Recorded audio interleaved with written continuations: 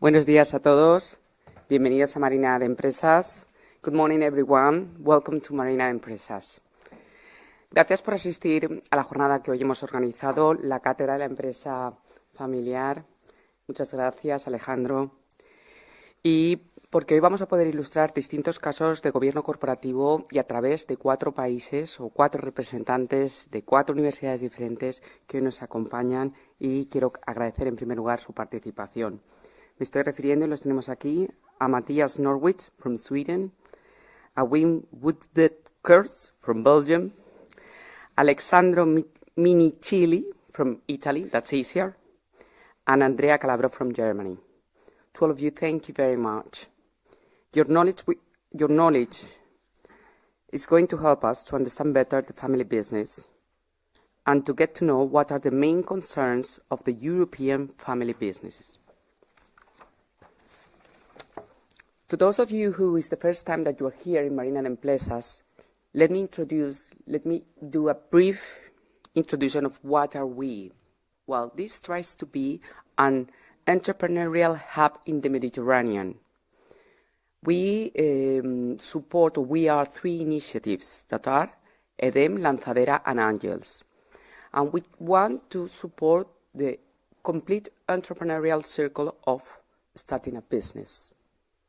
So we are a non-profit. EDEM, as a business school, is a non-profit that wants to train business leaders, executives, and entrepreneurs, and to promote 3 values: leadership, culture of endeavor, and entrepreneurial spirit, of course. We have also Lanzadera. This room belongs to Lanzadera, that is a startup accelerator that tries to create the necessary conditions for entrepreneurs to create efficient business and to have a solid business model. And then finally, we have a seed investor capital, that is Angels, in order to invest in entrepreneurial leaders. And you will ask yourself, why do you do this here? Well, for a very simple reason. We really want to instill entrepreneurial spirit among our young generations. We want to give back to society part of what we have given, and we want to share of success as businesses, men and women. So, and also, y aquí cambio al español para que así demos juego a todos, y after everyone we can carry on speaking. So, y también porque, bueno, yo pertenezco a una familia empresaria, realmente somos conscientes de las preocupaciones y de las dificultades que tiene. Mis abuelos fundaron una pequeña carnicería en 1977, que después mi padre ha convertido en Mercadona, que es una de las empresas referentes en el sector de la distribución en España. Creemos que es importante abrir el debate y la reflexión en jornadas como esta, y por eso también Mercadona forma parte del Instituto de la Empresa Familiar, una institución que se creó hace ya unos 30 años y de las cuales Mercadona es miembro, y yo soy miembro de las nuevas generaciones y estoy en su comité ejecutivo. Es por ello también que desde EDEM estamos preocupados por las dificultades que tiene la empresa familiar, y de ahí que hace 10 años, junto con la Asociación Valenciana de Empresarios y la Universidad de Valencia, quisiéramos apoyar una iniciativa que hoy sí que hay 30 cátedras de empresa familiar por España, pero bueno, pues entonces era una de las pioneras, la Cátedra de Empresa Familiar de la Universidad de Valencia. Con ello nos han acompañado patrocinadores, y es de agradecer el papel de Bankia y de Broseta, y después también se unió a nosotros IBEFA. Entonces, bueno, pues como veis, hay distintos stakeholders que nos acompañan y están apoyando la Cátedra de Empresa Familiar. ¿Y por qué? Porque en España tenemos un 90% de empresas familiares. Nuestro tejido empresarial es fundamentalmente empresarial. De hecho, os doy otro dato. En EDEM, detrás de EDEM, entre patronos y miembros hay 100 empresas, pues de estas 100 empresas el 80% es empresa familiar, con lo cual estamos hablando que gran parte de nuestro tejido empresarial es familiar. Y de hecho, esto nos anima a nosotros a hacer jornadas como estas, o este año hemos empezado un curso de gestión, y ahí hemos querido ser un poco diferentes, porque hemos hecho un curso no de empresa familiar per se, sino de gestión de éxito de familias empresarias, más enfocado a la familia que hay detrás. for the family that is beneath the company. Y bueno, se ha estructurado en 6 jornadas, estamos a punto de acabarlo. Han venido gente de distintos perfiles. Sorry, so far it's only in Spanish. Y bueno, trata pues de compartir las principales técnicas y habilidades que se necesitan en la empresa familiar y en el gobierno de la empresa familiar, y tratar de entender los puentes que tiene que haber entre la familia empresaria y la empresa familiar, y todo ello para desarrollar también una visión global de la misma. Juan Antonio y Rosa, ¿dónde estáis? Rosa y Juan Antonio están en el día a día de ellos y estamos, bueno, pues a punto de acabar esta semana, ¿no? Esta semana acabamos las últimas sesiones. Y yo creo que con eso ya, Alejandro, puedes sustituirme aquí y continuar tú liderando la jornada. Muchas gracias. Buenos días.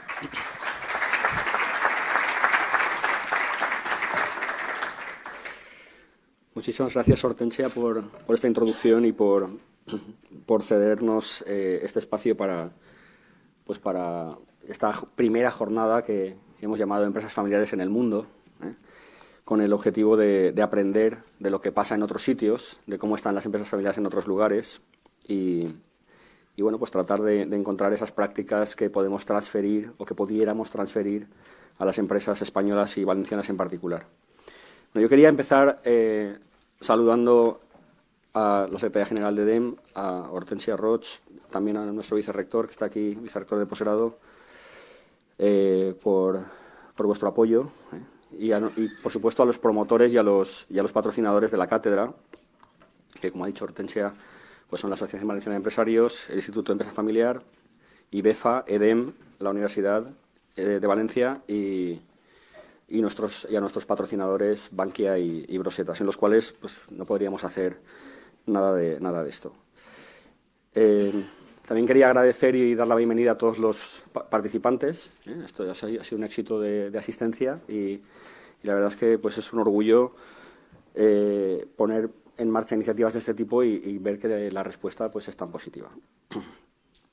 En tercer lugar, me gustaría I would like to say thanks to these 4 excellent professors, Matthias, Wim, Alessandro, and Andrea. I knew you, I met you many years ago already, and it was so kind from your side to say yes immediately when I proposed you to be part of this seminar or this event. So thank you for your availability, thank you for your flexibility, and thank you for your work.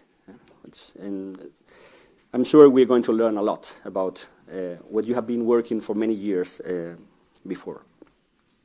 Bien, ya he agradecido a EDEM por cedernos este maravilloso espacio y bueno, me gustaría comenzar simplemente introducir muy brevemente antes de empezar la sesión. La idea de la sesión es que, como he dicho, conozcamos la situación de las empresas familiares en otros lugares, en otros países, pero también que nos sirva un poco como comparativa de lo que estamos haciendo o de lo que ocurre en España, ¿no? Entonces, presentaré unos cuantos datos españoles para que luego todos, cuando veáis las demás presentaciones, pues tengáis un punto de referencia, ¿no? Y, sobre todo, nos gustaría conocer esas realidades, nos gustaría debatir, o vamos, de hecho, a debatir con empresarios, a los cuales también quiero agradecer su presencia. Tenemos la presencia de Sergio Rodríguez de Fermax, de José Juan Payá de Grupo CEFUV, Yolanda Tomás de Istobal y Guillermo Lampsus de Ice Cream Factory Co-Maker, que se han ofrecido también a debatir con nuestros ponentes para intentar aprender de lo que, bueno, pues a intentar encontrar esos puntos de referencia, esos aspectos que podrían ser transferidos a nuestra realidad. Desde esas diferentes realidades y bueno, haremos esta introducción. Las presentaciones vamos a hacer en inglés y luego los debates estarán liderados en español, pero habrá, bueno, pues intervenciones en inglés al mismo tiempo, con lo cual tenéis todos los que lo necesitéis, tenéis traducción simultánea y si hay algún, espero que bueno, pues que no tengáis ningún problema para seguirlo. Habrá una pausa café al final del primer debate y después hay un vino de honor. Es decir, que si os quedáis hasta el final, pues tenemos que subir a la primera planta, pero tenemos algo para compartir. Y bueno, me gustaría comenzar presentando estos datos de los que os comentaba previamente. ¿Se oye? ¿Se oye así también? Bueno, como he dicho, la Cátedra de Empresa Familiar nació en el año 2006. Nuestra misión es contribuir a la mejora de la competitividad de las empresas familiares. ¿Se oye? Contribuir a la mejora de la competitividad de las empresas familiares. Sí, llevo micro, sí. Y también ayudar a que perduren más en el tiempo, que tengan menos problemas de transición, de sucesión entre generaciones. Y lo hacemos desde el mundo académico, lo hacemos a través de la investigación, generando conocimiento, a través de la docencia y de la divulgación, es decir, transfiriendo conocimiento por dos vías. Para nosotros la investigación es el punto de partida, porque si no generamos conocimiento nuevo, no podemos transferir ese conocimiento. Entonces, hemos hecho en este último año y medio en el que yo estoy ocupando la dirección de esta cátedra, hemos hecho un esfuerzo muy importante por poner en marcha proyectos propios, capturando datos primarios, pero también secundarios, con el objetivo de empezar a tener información útil que nos permita pues, desarrollar trabajos, desarrollar proyectos y generar conocimiento nuevo. Esto lo transferimos a la docencia a través de un curso que se hace en el ámbito universitario para generalmente estudiantes de posgrado y también a través de tesis doctorales, a través de colaboraciones con otros seminarios y a través de seminarios que se ofrecen transversales en muchos másters.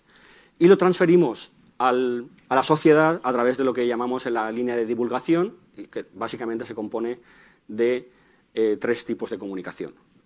Eventos como este, o como desayunos que hacemos habitualmente, donde tratamos temas específicos que son de interés para las empresas familiares, publicaciones, que son resultados de investigación traducidos al lenguaje práctico, que son pequeños documentos para aprender sobre determinados aspectos problemáticos o interesantes para las empresas familiares, y monografías que salen de vez en cuando, a 1 o 2 años, intentamos tener una monografía con algún planteamiento un poquito más profundo de algún tema. Y después hemos movido mucho las redes sociales en los últimos meses para que todo esto sea dinámico, ¿no? Bien, como fruto de este esfuerzo de investigación, quería destacar que la semana pasada, junto con el IBIE, que tenemos aquí a su directora, Pilar, hemos alcanzado un acuerdo con Bankia y el IBIE han alcanzado un acuerdo para poner en marcha un observatorio de gobierno, estrategia y competitividad de la empresa, familiar y no familiar. Como veremos luego, las familiares son la gran mayoría, por lo tanto, este observatorio básicamente lo que recoge son, sobre todo, empresas familiares. Y en este observatorio la idea es, a través de un trabajo de recopilación de datos, empezar a generar informes, empezar a generar resultados que sirvan para aprender, que sirvan para mejorar, como decía, estos aspectos que forman parte de nuestra misión, la competitividad y la perdurabilidad de las empresas familiares. Bien, este observatorio se firmó la semana pasada y estamos empezando a trabajar. Lo que voy a presentar ahora es como una especie de datos preliminares de cosas que hemos estado preparando anteriormente a la puesta en marcha del observatorio para saber un poco por dónde podíamos trabajar. La pregunta que nos planteábamos hoy es, voy a hacer la presentación ahora ya en inglés porque, aunque las transparencias las tenéis en español para que la podáis seguir mejor, la haré en inglés también por deferencia a nuestros ponentes que también la harán en inglés. Well, the objective of this seminar today was to know where are Spanish firms right now or Valencian firms right now regarding competitiveness and corporate governance situation. And our aspiration is to be in those places or to be as well as other companies in other countries are. So we are going to learn about different experiences from different places. As we already introduced, Spanish firms, 88%, and in Valencia is 91% of incorporated companies are family firms in Spain. And they contribute 76% of the aggregated value and 85% more or less of employment. So that means, this is data from the Instituto de Empresa Familiar, that means that in Spain, family firms are actually the main part of the economy. But when you analyze what is the situation of family firms in comparison with non-family firms, then we start having some data that may be a bit worrying in some sense, okay? Which is related to our competitiveness. What we see is that family firms are in general smaller than non-family firms. In number of employees, it's about half size. We have different periods here, both in Spain, both in the Valencian community and in Spain, is more or less half size or even more. For Spain, we have all these companies from Madrid, which are very, very large. So at the end, this is increasing the differences. But size has implications. It's not just, yeah, they are bigger. Okay, that's nice. But being larger, being bigger, has lots of implications. First, large firms are growing more than small firms. So they are already large, but they continue growing more than small firms. Second, large firms are paying higher salaries than small firms. So that's interesting. So if you are an employee, then you will prefer to work in a large firm than in a small firm. But it happens also for family firms. In family firms are in general paying lower salaries than non-family firms. This is another interesting information. In addition, when you look at the differences here, large family firms and small family firms, the differences are not that big. And non-family firms are paying higher salaries with some differences a bit larger. Okay? So it seems that for family firms, they are paying lower salaries, but there are not too much differences between small and large firms. In addition, paying higher salaries is not damaging the competitiveness of these companies. They are even more productive than non-family firms. So that means that they are compensating the fact that they are paying higher salaries because they are more productive.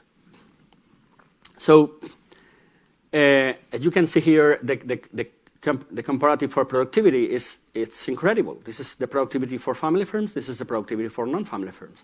In Spain, again, we have this very different number because of all these companies in the IBEX 35 and so on that are not located in Valencia. Okay? Well, we have now some of them by chance. By chance. Well, another issue is that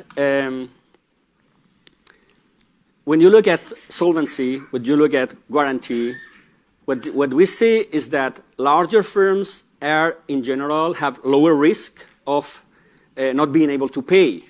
Okay? So they are in a better financial situation. And here, as we can see, for family firms, for big family firms, and big non-family firms, and it's very related to its size, which is actually having an effect on this risk of not being able to pay. Okay. Another indicator: the percentage of companies that do not have any international activity, even for buying, is much higher among family firms than among non-family firms, and it's much higher than for small firms than for large firms. So again, size it's important. This is about some figures related to competitiveness. So growing is an important issue, but family firms are in general smaller than non-family firms, so they have more problems to grow than non-family firms. It seems that they have some additional obstacles when they face the growth in the companies. So let's look a bit about corporate governance and how they govern the company and how they govern the relationship between the company and the family. So what we can see here, this is again data that will be renovated in couple of months, probably. again, data from the Instituto de Empresa Familiar. We see here that for family firms, only half of them have a board of directors, and just 1 out of 3 of them, or 1 out of 4, have family councils or family assemblies. So that means the governance in terms of companies is more or less the same than in non-family firms, or even a bit lower, but in terms of governance of the relationship between the family and the company is not yet well developed. We will see some data afterwards from other countries. In some countries it's similar, in other countries it's really, really different. Another interesting information is that, for example, as you can see here, only 7% of companies are in hands of the 3rd generation. So that means we are having problems with succession, with trespassing the company into different generations. We will see data again from other countries with very different figures here. And that's something that we will have to think about. And, well, it's the same more or less with direction, with management. What about family constitutions? Well, according to the Instituto de Empresa Familiar, I don't know if the data is different now yet, but less than 10% of companies, of family firms, have a family constitution. That means we are not really aware that this is a good thing to improve the relationship between the family and the company and to govern the situation. Some of them are thinking about it and so on, but at the end, we do not consider it necessary, 77%. Yeah, it's probably that for many may not be necessary. But, you know, we need to start thinking about this, especially because we are having problems in the different succession into different generations. Well, what about experience? What about professionalization? When we talk about professionalization, I do not like to say professionalizing means incorporating non-family members into the management of the company. I don't agree with that. I think that some family members may be highly professional, and that's good. But this is reflected probably in education and also in external experience. But we can see here, first generation has the lower degree of education. Yeah, entrepreneurs, people who started from zero and so on. That's very good. This is an entrepreneurial spirit, very good. But many of them had experience working in other places, which is also logical. You start working in some places, then you have an idea, and then you start a company yourself. Okay, that's quite normal. But look at that. Second generation, more education, lower experience. Third generation, even more education, even lower experience. Maybe we shouldn't look at this. Why are we renouncing to experience out of the company? Why are we substituting education with experience? Maybe it's not what we should be doing. Or maybe yes, but we can discuss about that. Okay? Well, again, just some figures about the importance of size. Competitiveness, according to the Instituto de Empresa Familiar, is increasing with size, but also education of managers is increasing with size. So you can have, if you are bigger, you're larger, probably you will perform better, but you will also have better management. This is a very interesting graphic we created a couple of years, 3 years ago, more or less, for another work, in which we have created a ranking of competitiveness of companies. So we took all Spanish companies we had in the sample, and we created a ranking in 4 parts, 4 quartiles. Okay? 25% are the most competitive, and 25% are the less competitive. And then we started to distribute. We take the sample of family firms in the Valencian community, family firms in Spain, and we started to compare. The normal distribution would be 25% in each quartile. But what do we have here? Family firms, only 17% of family firms in the Valencian community are able to be in the first quartile. So that means they are having problems to be really competitive. We have a deficit of companies. We have good companies, 70% of them. But what about the other 8%? But for non-family firms, it's the contrary. They are, in our sample, 33% of the companies which are non-family firms are in the highest level of competitiveness. So this is something we should think about. When you do this same graphic considering size, the situation is very different. When companies are large, most of them are in the first quartile. So most of them are able to be much more competitive. And most of them are able to solve many of the problems because they have the resources to do so, to solve or to address the problems that typically arise in family firms. They have the resources, they can hire good advisors, they find a way of doing it, and if they have slack, then it's easier. When you do not have slack, then every problem is a big problem. Okay, what about the context? What about taxes? Well, we had a seminar 1 year ago, more or less, in which one of the partners of Brosetta, one of our sponsors, made this presentation about what is the situation in Spain. Well, if you talk about the patrimony you have, and you have to pay taxes for that, well, the worst location to live is Catalonia. Okay, but this is if you have a small patrimony. But if you have a considerable patrimony, then I think we are in the worst location right now. Okay, we have someone from Cantabria here, so we are not bad. Okay, in the middle.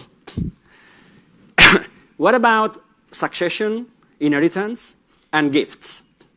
Donación. Okay, what about that?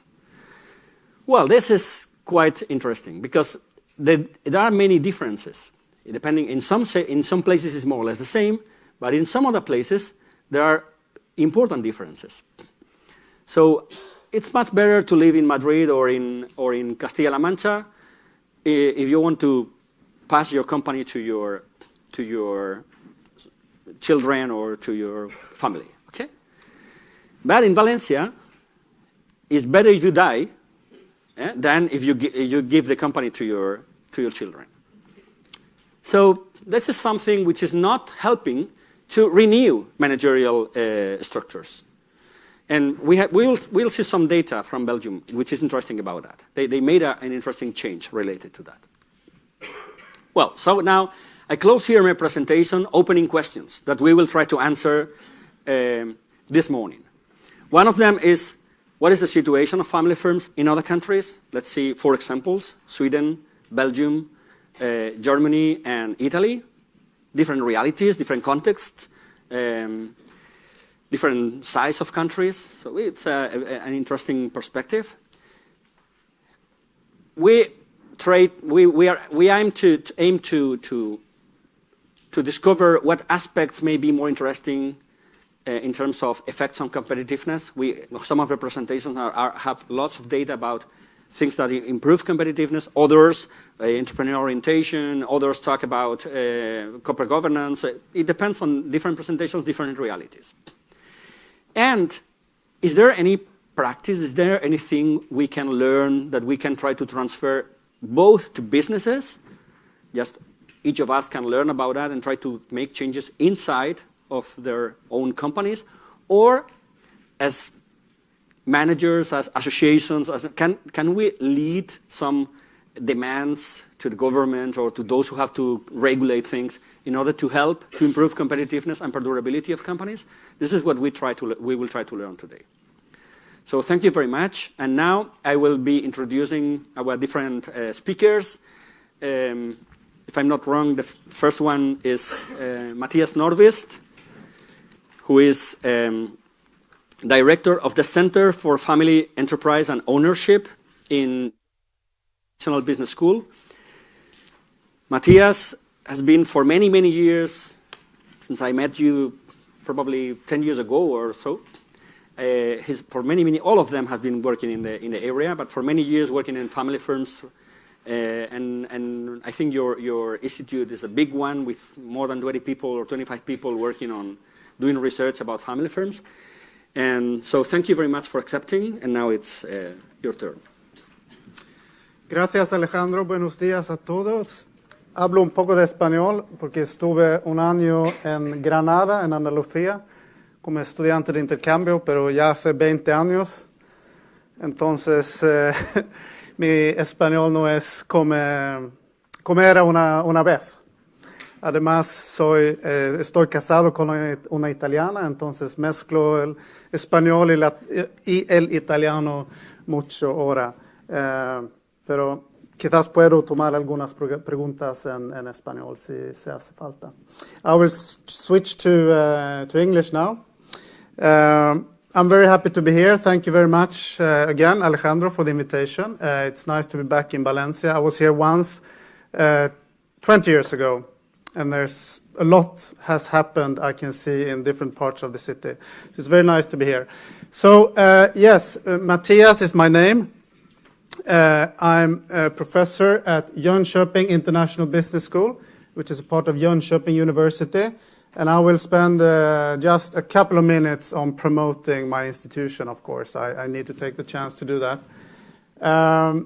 So Jönköping, it's difficult to pronounce if you don't know how it's pronounced. I've heard many different versions. Jönköping, for instance, but sometimes people think that I'm teaching in a university in China when I say Jönköping. But it's Jönköping, actually.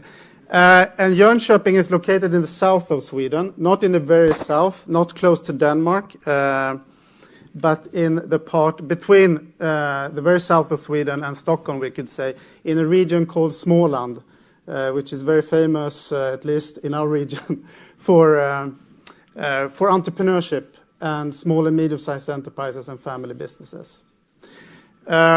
My business school was founded just about 25 years ago with the purpose of establishing a new type of business school.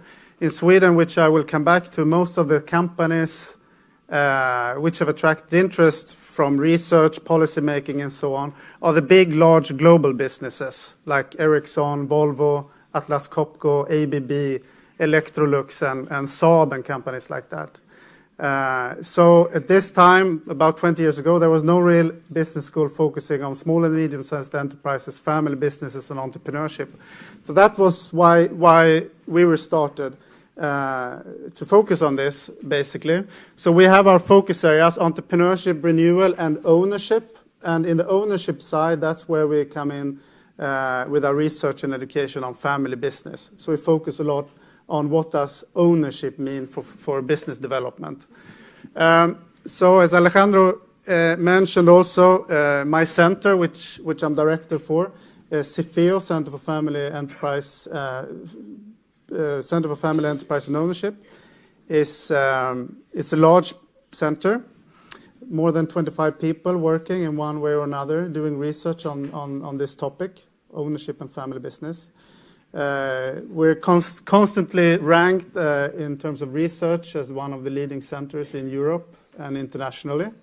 And our sort of vision or mission, if you will, if we boil that down to very few words, it's academic excellence and practical relevance. And with this, we basically mean similar things as Alejandro was describing the center here, namely trying to combine research and practice. So we try to be very rigorous in our research side, but also spend a lot of effort on doing research which is relevant for companies and relevant for policymakers, politicians, and so on. So that's our mission. And as I mentioned, the region where I'm from in Sweden is very dominated by family businesses. So we try to stick to that regional characteristic, but also do stuff which is relevant on an international arena as well. So we're trying to combine the regional and the international focus in that sense. So that's a small commercial just for my university and my center. What I've chosen to do is, in the rest of the presentation, is to discuss trends which I see, trends in the topic of family business, trends in the topic of competitiveness of family businesses, and also in terms of corporate governance. And I think some of these trends, the trends I picked, is very much related to the discussion that is currently going on in Sweden. But I think some of these trends, probably several of them, are also relevant at the European level. But we should remember, and I will come back to this, that Sweden is a small country in a very cold part of Europe, dark at this time of the year as well. That's why I added 2 days to my visit to Valencia, to leave my Jönköping with 1-2 degrees below zero, and the sun setting at 3:30, to come to this lovely place.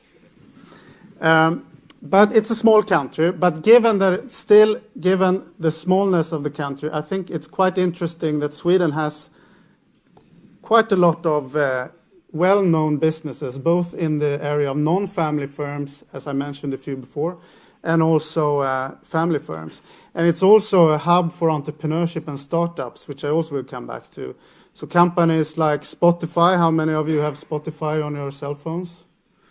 It's Swedish. How many of you use Skype? It's not Swedish any longer, but it used to be. It was founded by a Swede and a Dane, but we don't talk so much about the Danish part of that company. We focus on the Swedish part. Okay, so about the trends. I think family business is a hot topic in Sweden. A couple of years ago, when we reflected on this, we felt like interest was going down for the family business form of organization in Sweden. But it's taken an upturn now. It's very interesting to note, actually, that there's a debate, I would say, about the positive sides of family businesses. There's been some media coverage in The Economist, the magazine, but also in several Swedish dailies and magazines, talking about the strength of family businesses, like long-term orientation, persistence, combining non-financial outcome goals with financial goals, and so on. So that's the positive side. But there's also an increasing discussion about the potential negative sides of family businesses. And of course, this is somehow linked to some of the scandals which have been recently, to some not Swedish but international family businesses, misuse of power and things like that, and also the discussion in the US with Trump and the interface between politics and big financial economic interests and things like that. So this is a discussion which is on the agenda. But generally, the family business is considered a positive form of organization in Sweden. Which is interesting, I think, given that we have a quite strong center-left to socialist culture in Sweden also. But even, at least the big Swedish left-wing party, the Social Democrats, our PCO, is very positive, I would say, in general, to family businesses. Also, for a long time, family business was not at all on the agenda. In terms of education and research. We only taught our students and our future managers how to manage and how to make a successful career in businesses which were assumed to be managerially led and no family influence or anything like that. But now there is certainly an increasing awareness that to be successful as a manager and an owner, of course, also, in family businesses, you need to understand the specific dynamics and characteristics of these companies. Otherwise, you will not have a successful career as a manager. And this also goes hand in hand with increasing awareness, which I also will come back to, of how many companies that actually are family businesses. So many of our students who may not come from family businesses, they realize that most likely they will have at some point in their career an experience in a family business. And to be successful in this position, they really need to understand the uniqueness of these businesses.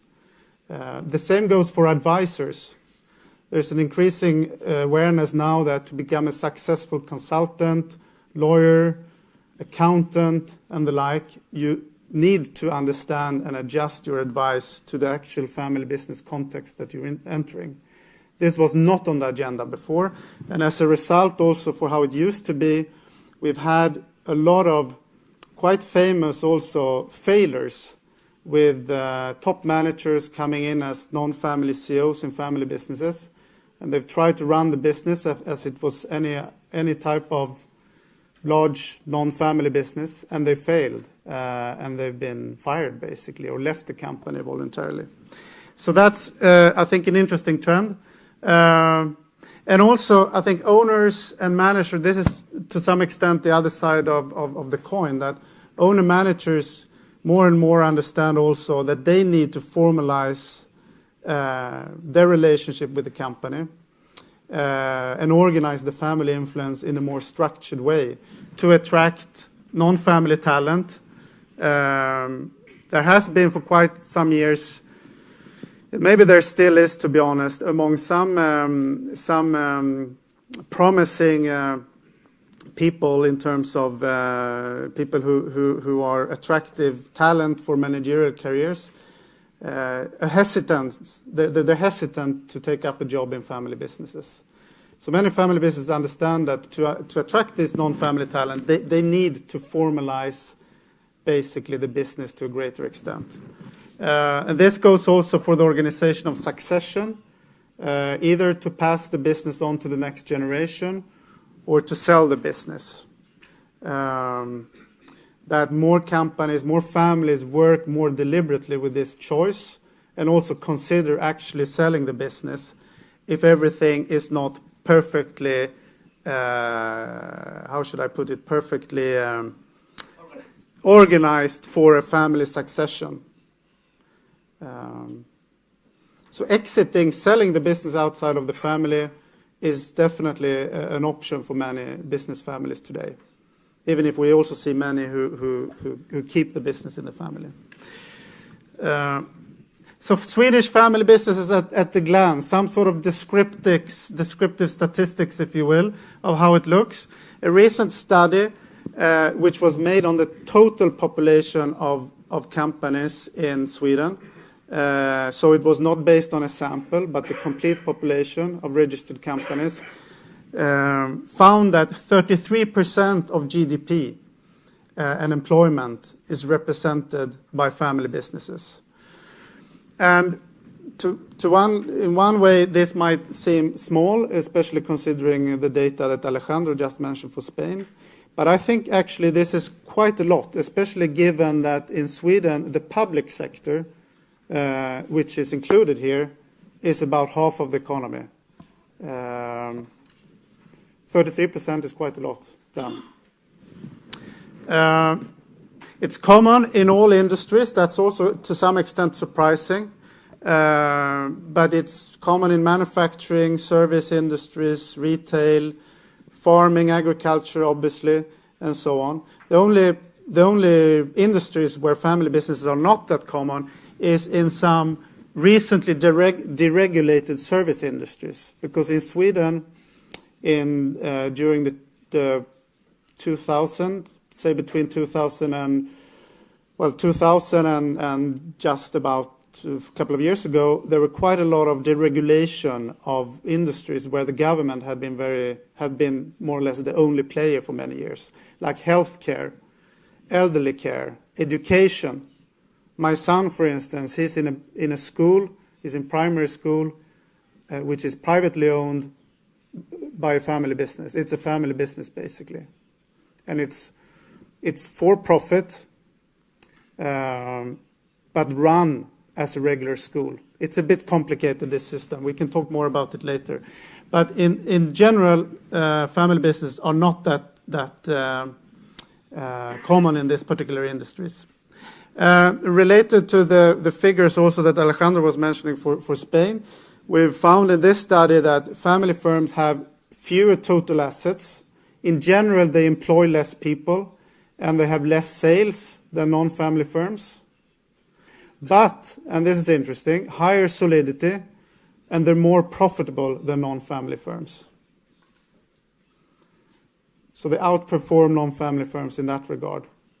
These, however, are differences that diminish with size, when size increases of these businesses. It's also important to keep in mind. And then, of course, a few words about the specific type of businesses that we talk about. I think when we discuss family business and also corporate governance context in Sweden, it's very important to keep in mind that there's many different types of family businesses. And the figures we present typically quite a lot depend on what definition you use of what is a family business. And Sweden is a very typical country where there's a very heterogeneous population of family firms. So some of the very large global businesses, which I think you're familiar with some of these brands, like for instance H&M, which is like Zara but much better. No, I'm kidding, of course. It's one of Zara's main competitors, right? H&M. It's publicly listed, but the family controls 80-85% of the company. That's a family business. We have another one which you may be familiar with, which is Ikea, which is also a family business, but it's private, completely private, controlled by different type of trusts and so on. So these are some really big global players. There's more of them in other industries as well. Then we have something which is also interesting, which is more what we could call family dynasties or family business groups. How many of you have heard about the Wallenberg family from Sweden? It's an old family which controls a large part of some of the big companies like Ericsson, Electrolux, Atlas Copco, and so on. But they're not completely controlling these companies. So they're controlling them through a group structure. And this is quite common. We have others of this type, Stenbeck, Bonniers, Lundberg. And this is, I think, quite unique for a small country of just 10 million people, that we have these big international business families to quite some extent. Then, as I mentioned before, medium-sized manufacturing and retail family businesses are very important in many regions. But that's a very different, and they meet quite different challenges, these medium-sized manufacturing businesses compared to these large global players. Many of these companies, however, are niche players, so they might be very strong in particular niches of industries. They're typically located outside the major metropolitan areas in Sweden, like Stockholm and Gothenburg. They're more located in places where I live, in more rural areas or smaller towns, so to speak. One example of that is Kabe. They produce caravans and campers at a European level. Very successful family business from Jönköping. And then we have a trend also now that there's quite a lot of, well, not a lot, but there's some very important, more recent family business groups or business family groups which have been developed and built during the 80s and 90s by successful business people, typically business people who started to have a career as managers in one of the global big Swedish businesses. And then they started to invest themselves and build up groups of companies. And now they're approaching retirement age. And it's interesting to see that they are prioritizing to keep the ownership of these groups within the family.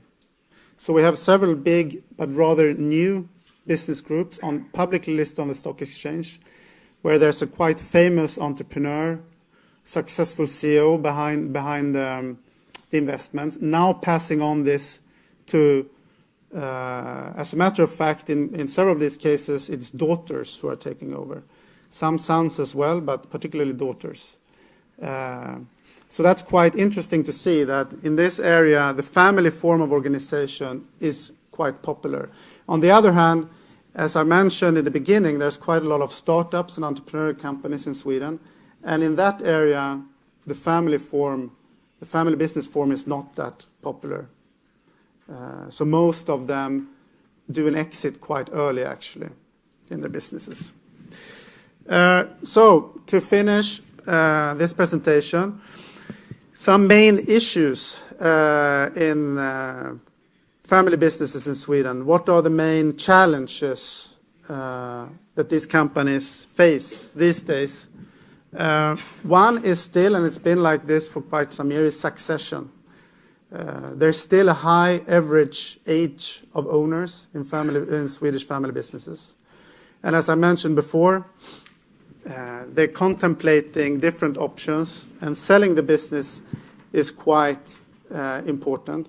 This is something that concerns the Swedish government, because there's been quite a lot of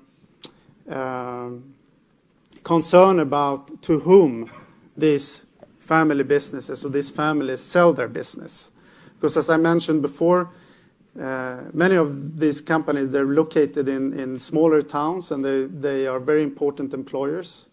So there's a concern among politicians that they will sell to, for instance, foreign owners who might integrate operations in a larger structure and close down the local operations. And this has happened in several cases also. So we did a study for a government authority looking at the different paths of succession and exit in terms of transferring ownership within the family or to external owners. And we found that companies which were transferred to external owners outside the family, they performed better, but over the short term. Comparable companies which were passed on within the family, they performed worse in the beginning, in the short term, but then they survived longer.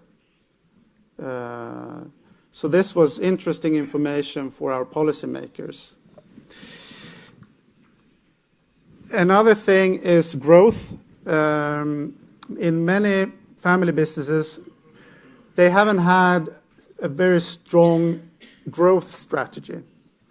It's been more informal, doing the best they can and improving and increasing profitability and things like that, but then basically just, developing in a less deliberate way, so to speak. But now, the last couple of years, we've seen a much stronger focus on growth.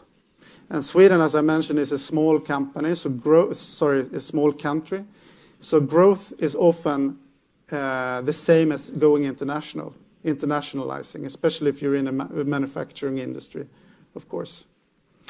And this leads to, this is not the last version of the presentation, but that doesn't matter, because what I was going to say is that this growth, of course, there's different paths of how you can grow. But this growth also leads to the discussion about separation of ownership and management. And in particular, there's a very strong trend in Sweden now, I would say, to hire non-family CEOs. More and more business families realize that they can hire someone to do the hard work of leading the operations and leading at the executive level, while themselves can focus more on being active owners in the business, acting through the board of directors, basically. But this, as I mentioned also before, creates some challenges, because a lot of people who are hired are not prepared to work in family businesses with a specific culture and the characteristics and the dynamics which you find in family businesses. And actually, many of the owners of family firms are not either used to work with non-family family CEOs. So they're not always making life easy for these non-family CEOs coming into the business. So that's a clear sort of challenge, which is very much on the agenda these days. The other one is a topic which we're talking about here is board of directors. In Sweden, the data that I found says that in Sweden, actually, about 90% of companies, small family businesses, they have a board of directors. But less than 50% of them have some external board members included in the board. But there's also, I would say, a trend to increase this now, more external board members. And oftentimes this happens in terms of a major change. Either that they decide, for instance, to focus more on growth and go international, so they add someone with international experience to the board to help them as advisors, or very commonly in times of succession again. So maybe the older generation doesn't really want to work with an active board with non-family members. They don't want to lose control. They get nervous of changing the way they worked, which have been working out well for many years. On the other hand, many realize that for the next generation, if they decide to keep the business within the family, it's important to have some support from external board members. And it becomes a natural sort of transition point where it makes sense to also make this change. So that's a clear trend which we see today. Then Alejandro was also talking about family protocols and family constitutions. This is something I don't have any clear data on this or reliable data, but I would say that this is something which has not been that common in Sweden before. A lot of companies, they rely on their accountant to give them advice in terms of succession and in terms of managing the family, which sometimes works, sometimes doesn't really work. But there's now I would say there's an increased attention to coming together as a business family and work together to develop constitutions and family protocols, organizing family council as a part of the succession, basically, to come to a shared agenda, to avoid conflicts and tensions between different family members. So this is becoming more and more important. It's also very much promoted by especially FBN, the Family Business Network. They have an active chapter in Sweden which promote this, but also in teaching. In my course, for instance, I teach quite a lot about this. Then finally, always an interesting discussion about taxes. If I understood correctly, Alejandro, your presentation before, the tax regime differs between different regions in Spain. Is that correct? In Sweden, it's the same tax regime throughout the country. But then we don't have the same system of more or less autonomous regions as you have in Spain. But what happened in 2004 was that the Swedish government, the left-wing government, the Social Democrats, they abolished the gift and inheritance tax. So there is no gift tax, no inheritance tax. And this was quite counterintuitive. Many people asked, why would a left-wing government do that? And again, we think this, they never explain why, but we think that it was, as I said before, there was a worry that it was too expensive to pass on a business from one generation to another.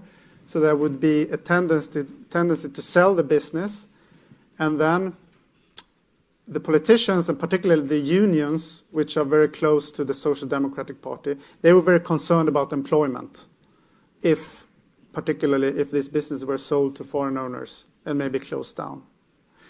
So in that sense, it's a very favorable tax climate in Sweden right now, and also because there's no wealth tax. The right-wing government, which we had until 3 years ago, we had a right-center government. They took, for 8 years, they took away the wealth tax. Then there's also a very low tax, I would say, just 20% on dividends. And this tax, low tax on dividends, works also in the sense that there's a roof on how much dividends you can take out from the company with this low tax. But the more employees you have, the higher this roof is. So if you have a company with many employees, you can actually pay out a lot of dividends with a relatively low tax, only 20%. Tax on company profits is also low, 22%. It's relatively low, at least. There's, of course, places with much lower company tax, like Malta and other countries. But still, in general, if you talk to business owners, they basically say that honestly, they can't really complain because they realize that it's quite a good situation, especially considering many other countries. On the other hand, what we have is high taxes on consumption and salaries, so high margin tax. So it's very expensive to hire top talent people and things like that.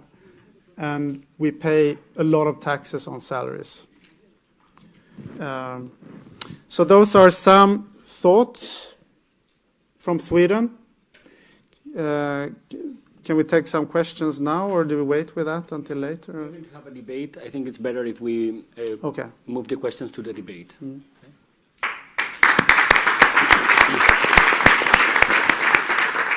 Thank you. Well, let me introduce also our second speaker, who is Wim. I will try to pronounce it correctly. Voordeckers. He comes from the Research Center for Entrepreneurship and Family Firms in Hasselt University in Belgium. And this is also a quite large institute or research center for family firms. I had the pleasure of visiting them a couple of years ago for a PhD, and I really enjoyed the environment of people working on family firms there. So thank you very much for being here, and it's your time. Thank you for inviting me.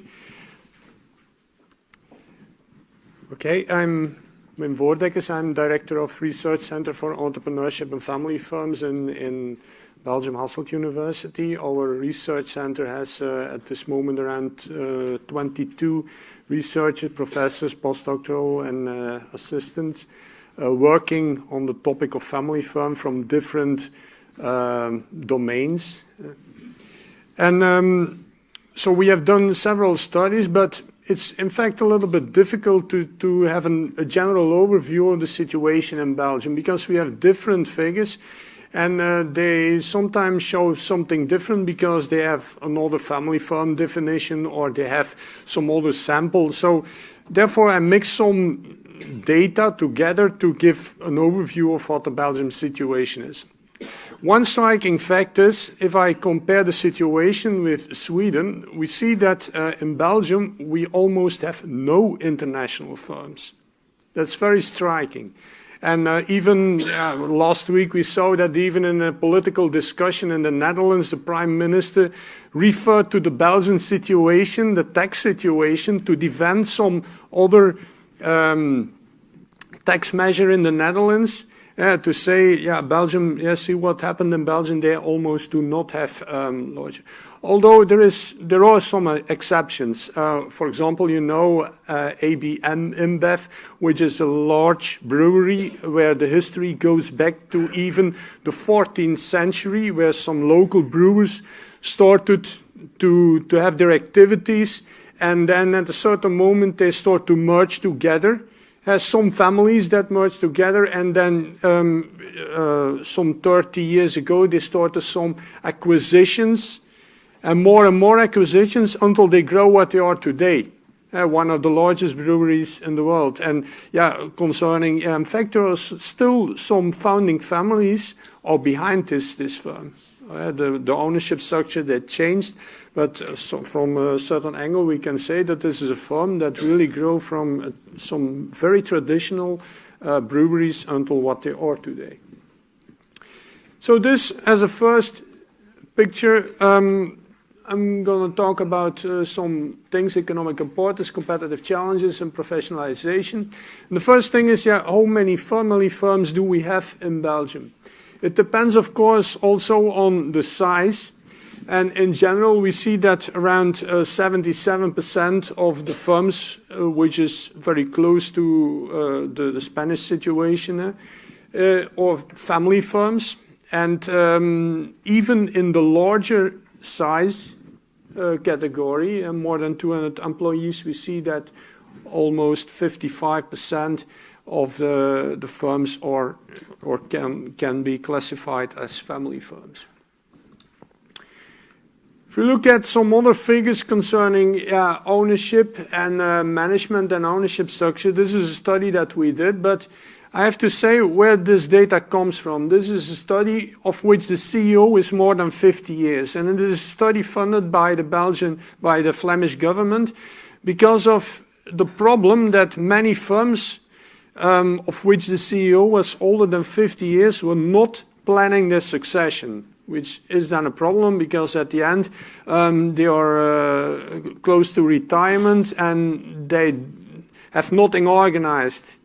And then you see what happens, and many firms, they disappeared because of conflicts, they were sold, and the Flemish government said, okay, then we have to do something about it. We did that study. And then you see that the ownership structure in this category looks a little bit different than, or just ownership concerning the generations, different than that we see in other countries. So you have to take this into account. It's not that more firms in Belgium go to the third generation. In fact, not. Because if you add all these firms with a CEO of less than 50 years, you get almost the same picture as here in Spain. The typical idea that 1/3 of the firms will not succeed in reaching the next generation. Also ownership structure, you see that most family firms have more owners, which also gives some inspiration for more family governance, more shareholder agreements and so on. Then if we look at the employment of family firms, then we see that the employment is in general 45%, which represents in the Belgian context 1,710,000 employees. And it also depends, of course, on the firm size. You see that in the smaller firm sizes, the majority or family firms, and of course the majority employees in this kind of firms, and for the larger ones, it's of course a little bit less because of multinationals that are active in the Belgian context. If you look at the contribution to the gross domestic product, we can say it in the Belgian context is almost 1/3. But we see differences because we have in Belgium a very complicated situation. We have 3 regions, and the first region is the Brussels region. The capital is itself a region, and of course, because there are many headquarters of international firms, you see that it's lower. But in the Flemish and the Walloon region, you see that the gross domestic contribution to the gross domestic product is much higher.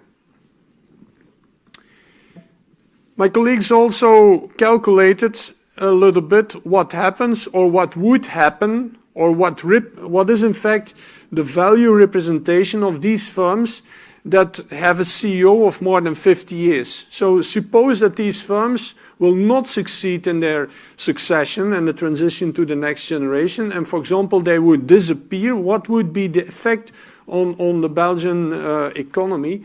So they calculated, for example, the number of employees in this category of firms is almost close to 500,000, which is in the Belgian context large. And also concerning total assets, they have 71 billion. Compare it with the Belgian gross national product is close to 400 billion. And also the other figures concerning profits and so on, this is significant. So we have to take care for these firms. We have to take care that they can succeed in having a successful transition to the next generation. And we see that there are many competitive challenges, but it's very striking. Yeah, of course, we know some typical challenges that firms have, like price competition and taxes and so on. But one thing that is standing out here, and that is very striking, is that they are also referring to the human resources. Human resources is, of course, one challenge for them, that they seemingly have some problem to attract the right employees with the right experience or education. Probably, and I also see it with our students, they're thinking about not working in a family firm. They're thinking about, I want to work in some larger firm, some international-oriented firm. And you see that family firms are struggling with that kind of facts. Similar things and key challenges can be found there, but these are typical things. But again, the human resources is one important thing. So what we see or can say about these figures is that almost half of these firms have grown their top line compared. So there is growth, but it seems to be slowing down a little bit, and that this is a little bit worrying. Where do we want to go with these firms? Because there is a high growth potential, but seemingly it's not coming out. And then, 70%, I referred to it, of the family firms are referring to the price competition. Of course, this is one of these things, and I will also refer to it with, for example, the digital content and how the way of doing business is changing. They're really struggling with these things. We also see that they have some international sales, but the majority, it's not that large. Majority of these firms are especially doing more locally business, especially the smaller ones, of course. Family firms in Belgium have not the natural reflex to go outside. It's a little bit a challenge and a struggle, so we have to make them more aware of this possibility, thinking about strategic change and the strategic challenges they face, that internationalization can be maybe a solution to it. So these are some competitive challenges. We also see that many of them are referring to the Brexit situation. Concerning the Belgian situation, we are very heavily exposed to that issue. So it's tricky because there are some estimations that this could have an impact of more than 40,000 working places in Belgium that maybe are disappearing, and also many of these firms that have some export activities are working with the British situation. So they are very uncertain about what will happen. No. Also, professionalization is an important theme. Many think about, or we have an internal family succession, or we have to sell the firm. They're not thinking directly about having a non-family CEO, although we are at our university are also working more to make family firms aware of this possibility that you can also continue as a family firm, but with some non-family management. And more firms are picking up. We see some trends on that issue, that, but we see also that it's not easy. Many family firms are struggling. What is the situation? Are they ready for a non-family CEO, for example? And also those firms that take the step, they often have some problems afterwards. That they're looking fast for another. Okay, it's a difficult situation. What is the profile of a good non-family CEO in a family firm, and so on? We're doing also some research on that kind of things. And then the digital challenges.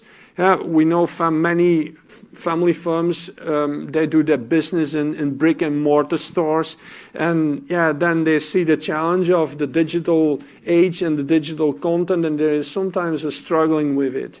What do I have to do? And many of these traditional businesses, they start to add some digital content or a digital way of selling their products. And but there is still room for improvement because these figures are not that high. And many family firms are not thinking about that. It's half-half. Then the tax environment. In Belgium, we had traditional high taxes. The corporate tax rate is at the moment 33.99%. Why this strange figure? Because we have 33% and some 3% additional crisis tax that is already more than 10 years there. Of course, the fiscal discussion in Belgium started. We see that all countries in Europe are competing a little bit on the tax environment, so therefore the government decided to lower it down until 2021 to 25%, and for SMEs even lower. Then some figures concerning professionalization. We see that 22% of the firms versus 62% of the firms have an active board, but it also depends, of course, on the size of the firm. Smaller ones do not have that. We also see an advisory board is not used that much, and we have non-family members on the board. But this is another survey focusing on larger firms. They show that in the larger firms, they use more members, non-family members on the board, so more external directors. Then corporate governance and boards. There is going on a lot about that issue in Belgium, and especially in Flanders. And if we look at corporate governance recommendations, we have some corporate governance codes for listed firms, but not for non-listed family firms. And this created a whole discussion 10 years ago, more than 10 years ago in Belgium, and between an employer organization, and they initiated the initiative of having a corporate governance code for family firms and SMEs. So it's called the Code Beuze. At this moment, some weeks ago, they issued the third version of the code.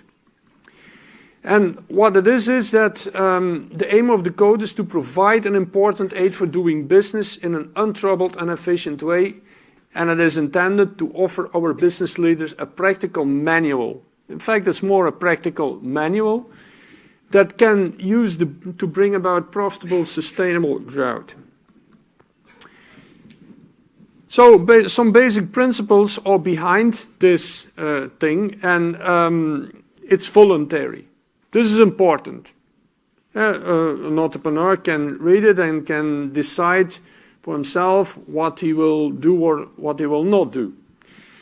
And there are some stages, of course, that are in it. It's not that you have to have a board of directors with external directors from scratch. No, there's some gradually increase to it. That's also a basic principle. And there is an English version of this second version of the code that you see there. You find it there. The third version, I've not found an English version. But, the second version can be. Yeah, what is in it? First, sound entrepreneurship and corporate social responsibility. What they are referring to is stakeholders are important. So you have to watch out, you have to think about several things and think about stakeholders when you're doing business. And then there are several typical things in the code, what we can expect concerning an advisory board and external concerning the board of directors. Also concerning the top management team. What about a non-family CEO and so on? What about managers? What about the shareholders? What about passive shareholders, active shareholders? How do you inform them and so on? Control and risk management. What do we have to do concerning management control systems and more of that? And then special recommendations for family firms which refer to family governance, family constitution, family council and this kind of things. What we see is that, in fact, many firms, okay, we have the code, but in practice they're not really using it. The study of 2010 showed that if a family entrepreneur wants to have some advice, what is he doing? 78% goes to the accountant or the spouse. And some go to a colleague entrepreneur, but not 10% is going to the board. So there is space for improvement. Because in fact, the accountant is not there for giving you advice. He has a special job to do, but maybe not giving advice on several of these topics. And this inspired us, together with an employer organization, to have some idea. If you look at the corporate governance code, it's 40 pages. Most family entrepreneurs, they say, well, do not read that document, it's too long. Well, what do I have to do with that document? So therefore we started to think about some tool, and we made some tool with some simple yes-no questions concerning several issues which are in the code. And if you fill it in, you get this. These are all the topics that you find in the code, and you get some color. Red, orange, or green. And this gives you, as an entrepreneur, immediately a quick scan. Maybe there are some points of improvement where I find the red. You at least could think about it. Maybe there is some room for improvement, or at least you have some explanation why it should be red, and that you keep it red. That's fine for you as an entrepreneur, but at least you have thought about it, of having some improvement.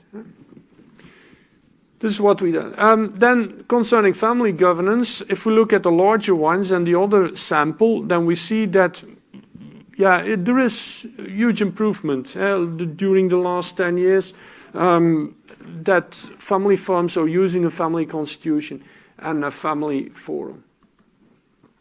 Then some quick thing about the succession. The inheritance tax is 3% and the gift tax is 0%. Now a little bit history. Before that, we had an inheritance tax, the regular inheritance tax in Flanders, because inheritance tax is a regional matter. The corporate tax rate is a federal matter. So the inheritance tax was first 3% on the first 50,000, then 9% on 50,000 to 250, and above 250, it's 27%. What happened was that many family firms had a huge problem. Because, if you have a family firm of, let's say, a worth of 2 million, then you have a problem that you have to pay a huge amount of taxes. And many of these family firms were forced even to sell the firm to pay the taxes, which is, of course, not the wanted situation. So therefore, the government started to, and at that moment, the gift tax was 3%. So what they did was, they put it to 0. So the inheritance tax was put to 0, but with some conditions, of course. But what happened then was that many of these firms, they waited until the paterfamilias died to have the 0%. So they were not planning their succession. And we had the problem that many of these paterfamilias, they were there when they were 70, even 80. So therefore the government said, we're creating some problems. So they reversed it. So they said, okay, the gift tax now is 0, and we go to an inheritance tax of 3. Just to stimulate these family firms to think about their succession and to organize it as fast as possible. And this also created a lot of activities in the succession. Many family firms really started to plan the succession, also from a fiscal point of view, because it's very interesting. There are, of course, some conditions that you cannot, you have to keep the activities there, and you have to keep the shares and so on for 3 years. And to close my presentation, what we see is that at the moment, 55.6% of the family firms of which the CEO is 50 years is planning the succession. But they're busy with it. It's, of course, a process. Almost 18% has finished it. So many has to do some more work. And 24% has a shareholder agreement in this. But these figures were much lower before this fiscal situation changed. So we see some trends in this thing. So thank you very much.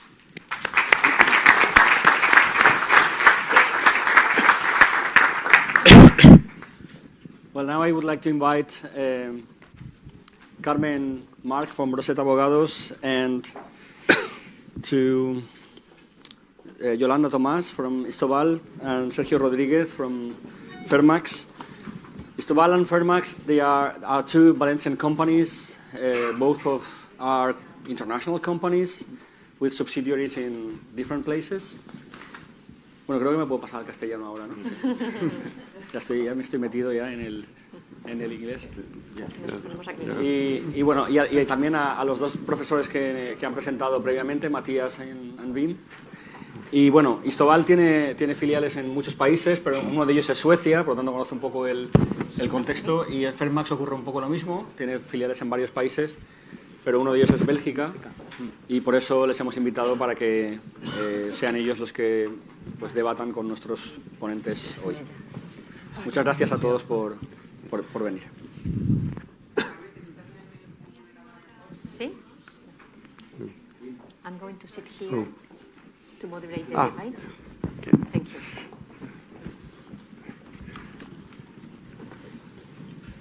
Well, thank you very much, Professor Nordqvist and Professor Voordeckers. I don't know if I can tell correctly your name. It has been very interesting. You have provided us with relevant information about family enterprises in your countries. My conclusion is that problems around family enterprises are very similar in Spain from the ones in your own countries.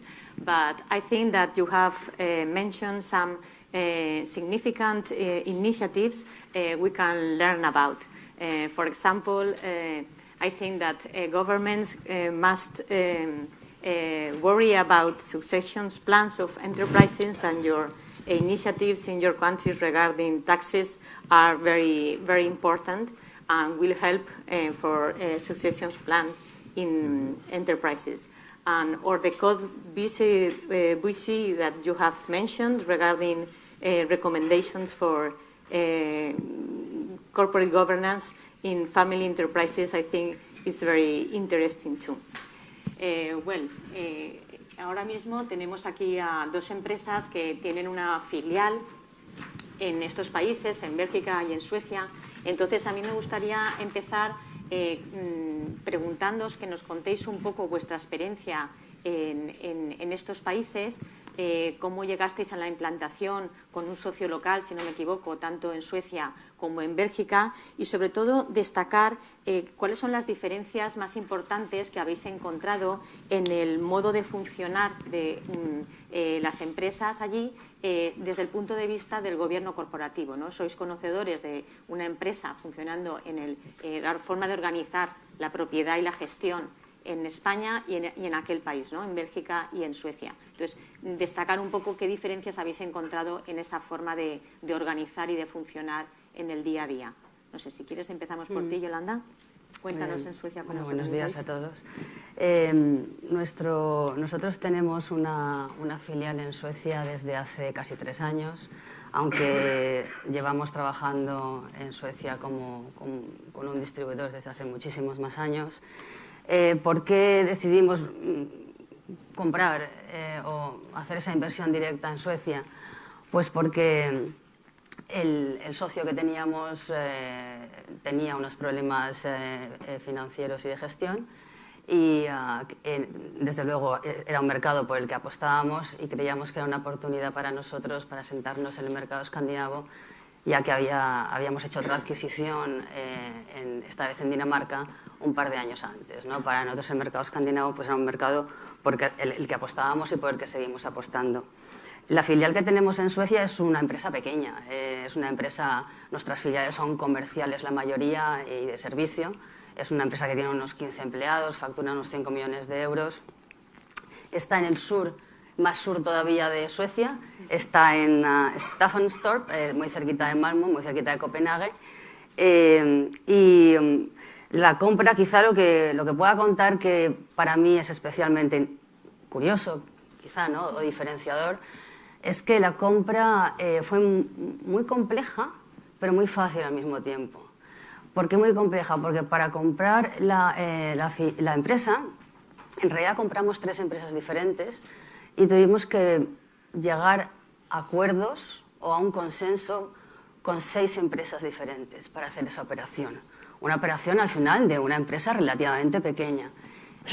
Yo creo que esta operación en muchísimos otros países hubiese sido absolutamente imposible de hacer, porque es muy difícil poner de acuerdo a tantas empresas en una operación de adquisición, por muy pequeña que sea.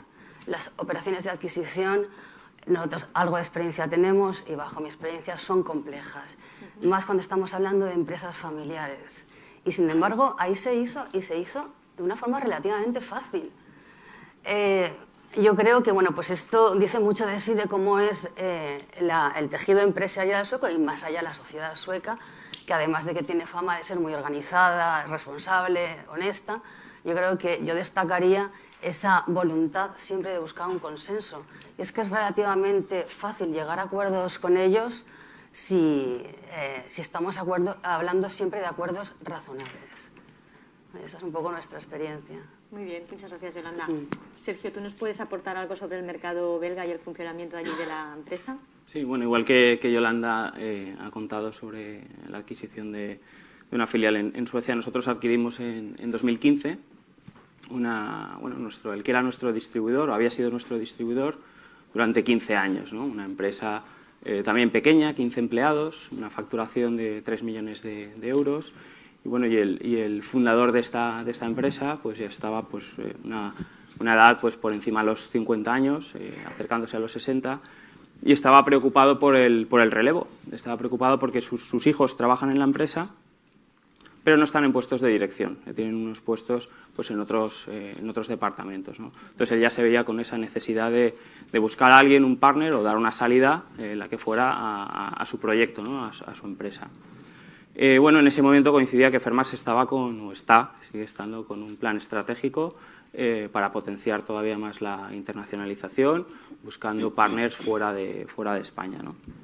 Bueno, pues coincidió el momento, el timing fue bueno. Nosotros también somos una empresa familiar. Adquiriendo una empresa familiar, pues siempre es más fácil, ¿no? que una empresa multinacional que adquiera una empresa familiar. Hay más choques culturales, ¿no? Pues en este caso ese choque cultural no fue tan grande y bueno, pues todo fue pues relativamente bien, ¿no? Fue una compra que pudimos cerrar en pocos meses porque la sintonía, al ya conocerlo de tanto tiempo, ¿no? También al fundador, pues la sintonía era máxima. Bueno, también un poco la experiencia que tuvimos allí también vino bastante enriquecida porque a la vez que tenía la empresa distribuidora, tenía otra empresa, tenía una segunda empresa que había constituido como un proyecto en paralelo, donde él era el socio mayoritario, pero había cedido acciones a la persona, al CEO de esta otra empresa, ¿no? Que al final era un proyecto pequeño, 10 personas, que se dedicaba a hacer y fabricar sistemas domóticos. Con lo cual también esa parte nos encajaba muy bien desde Fermax porque, al igual que apostábamos por la internacionalización, estábamos empezando a apostar por sistemas domóticos, ¿no? Con lo cual todo también coincidió bastante bien. Y en este aspecto pues adquirimos las dos empresas, tenemos un porcentaje mayoritario, el fundador sigue con un porcentaje y como accionista, y después hemos nombrado a un CEO que también tiene acciones y un CEO que es el que ahora pues lleva este proyecto, ¿no? Entonces eso es un poco el resumen de la experiencia. Muy bien, muy bien. Uno de los problemas que han destacado los profesores en su exposición respecto a las empresas familiares en los países europeos es el relativo a la sucesión de las empresas. En España, el dato que nos daba Alejandro en su primera exposición es que solo un 7% de las empresas familiares llega a la tercera generación, ¿no? Es decir, se produce pues, en fin, una gran caída de empresas familiares cuando se pasa de generación en generación. Vosotros estáis en empresas que están ya por la tercera generación, o sea que en ese sentido sois, en fin, empresas de éxito en lo que es un poco la viabilidad de la empresa, ¿no? Y la supervivencia de la empresa de generación en generación. ¿Nos podéis también un poco comentar, en fin, para vosotros qué ha sido lo relevante o en qué os habéis apoyado para facilitar esa sucesión de una generación a otra hasta llegar a la tercera generación, o qué temas veis importantes para destacar en este punto de la sucesión? Sí, efectivamente es el momento crítico de la empresa familiar. En el momento de la sucesión pues se plantea o la venta o continuar con la empresa. Ahí sí que yo, bajo mi experiencia, hay bastantes diferencias entre lo que sucede en Suecia y lo que sucede en España. Quizá hable un poco ahora de nuestro caso. Pero en Suecia yo creo que se separa mucho mejor lo que es la empresa, lo que es la familia de lo que es la empresa, y por tanto esa decisión es mucho más racional, ¿no? En el caso de España esa decisión a veces no es tan racional ni está preparada, y eso pues, probablemente lleve a que muchas empresas familiares fracasen en el paso a segunda generación y no logren crecer porque no están preparadas, ¿no? De cualquier forma, si no se prepara muy bien, y quizá aún preparándose, es un momento muy delicado porque es un momento de muchos cambios. En nuestro caso, ese paso de segunda a tercera generación ya se hizo hace unos 10 años y no fue un cambio sencillo, y quizá lo que aprendimos e hicimos enseguida, ¿no?, fue plasmar en el protocolo familiar todo lo relativo al plan de sucesión, porque en ese caso no estaba plasmado, y yo creo que el protocolo familiar, que quizá luego hablemos, es algo muy importante, a través del protocolo o a través de cualquier otra figura, pero puede ser al final un protocolo, porque aunque no se vea necesario plasmar todos estos temas, son absolutamente fundamentales si uno quiere que su empresa familiar perdure en el tiempo. Y bueno, fue un poco más complejo porque no estaba del todo detallado ese plan de sucesión, pero al final conseguimos hacerlo, y lo que aprendimos es pues, la importancia de que todos los temas que tienen que ver con, por supuesto, familia-trabajo, reparto de dividendos, el plan de sucesión, y muy importante también desde mi punto de vista la salida de los miembros de la empresa que no estén de acuerdo con el objetivo o la dirección que está tomando la empresa o con el propio protocolo en un momento dado, pues darle una salida a esos miembros de la familia, porque la familia cada vez es más grande, ¿no? Y evidentemente tiene intereses y a veces opiniones, o quiere ir por sitios diferentes. Y bueno, sí, la verdad es que hay que hacerlo, y hay que hacerlo con tiempo, y es absolutamente fundamental para que esa crisis que se da, ¿no?, con cualquier cambio se pueda superar más fácilmente. Muy bien, gracias, Yolanda.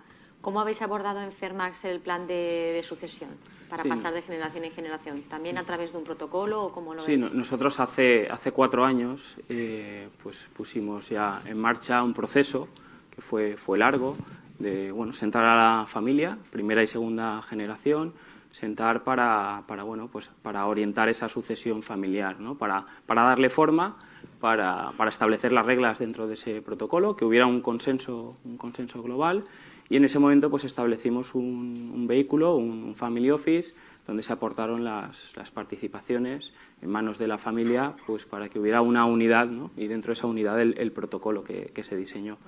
Y al mismo tiempo, pues trabajar también la parte de los testamentos, ¿no?, que también es importante para que eso estuviera todo hilado, todo hilvanado, para pues lograr el objetivo, ¿no?, que es que esa unidad familiar, esa empresa familiar, pues pueda perdurar y pues saltar a la tercera generación y más adelante, ¿no?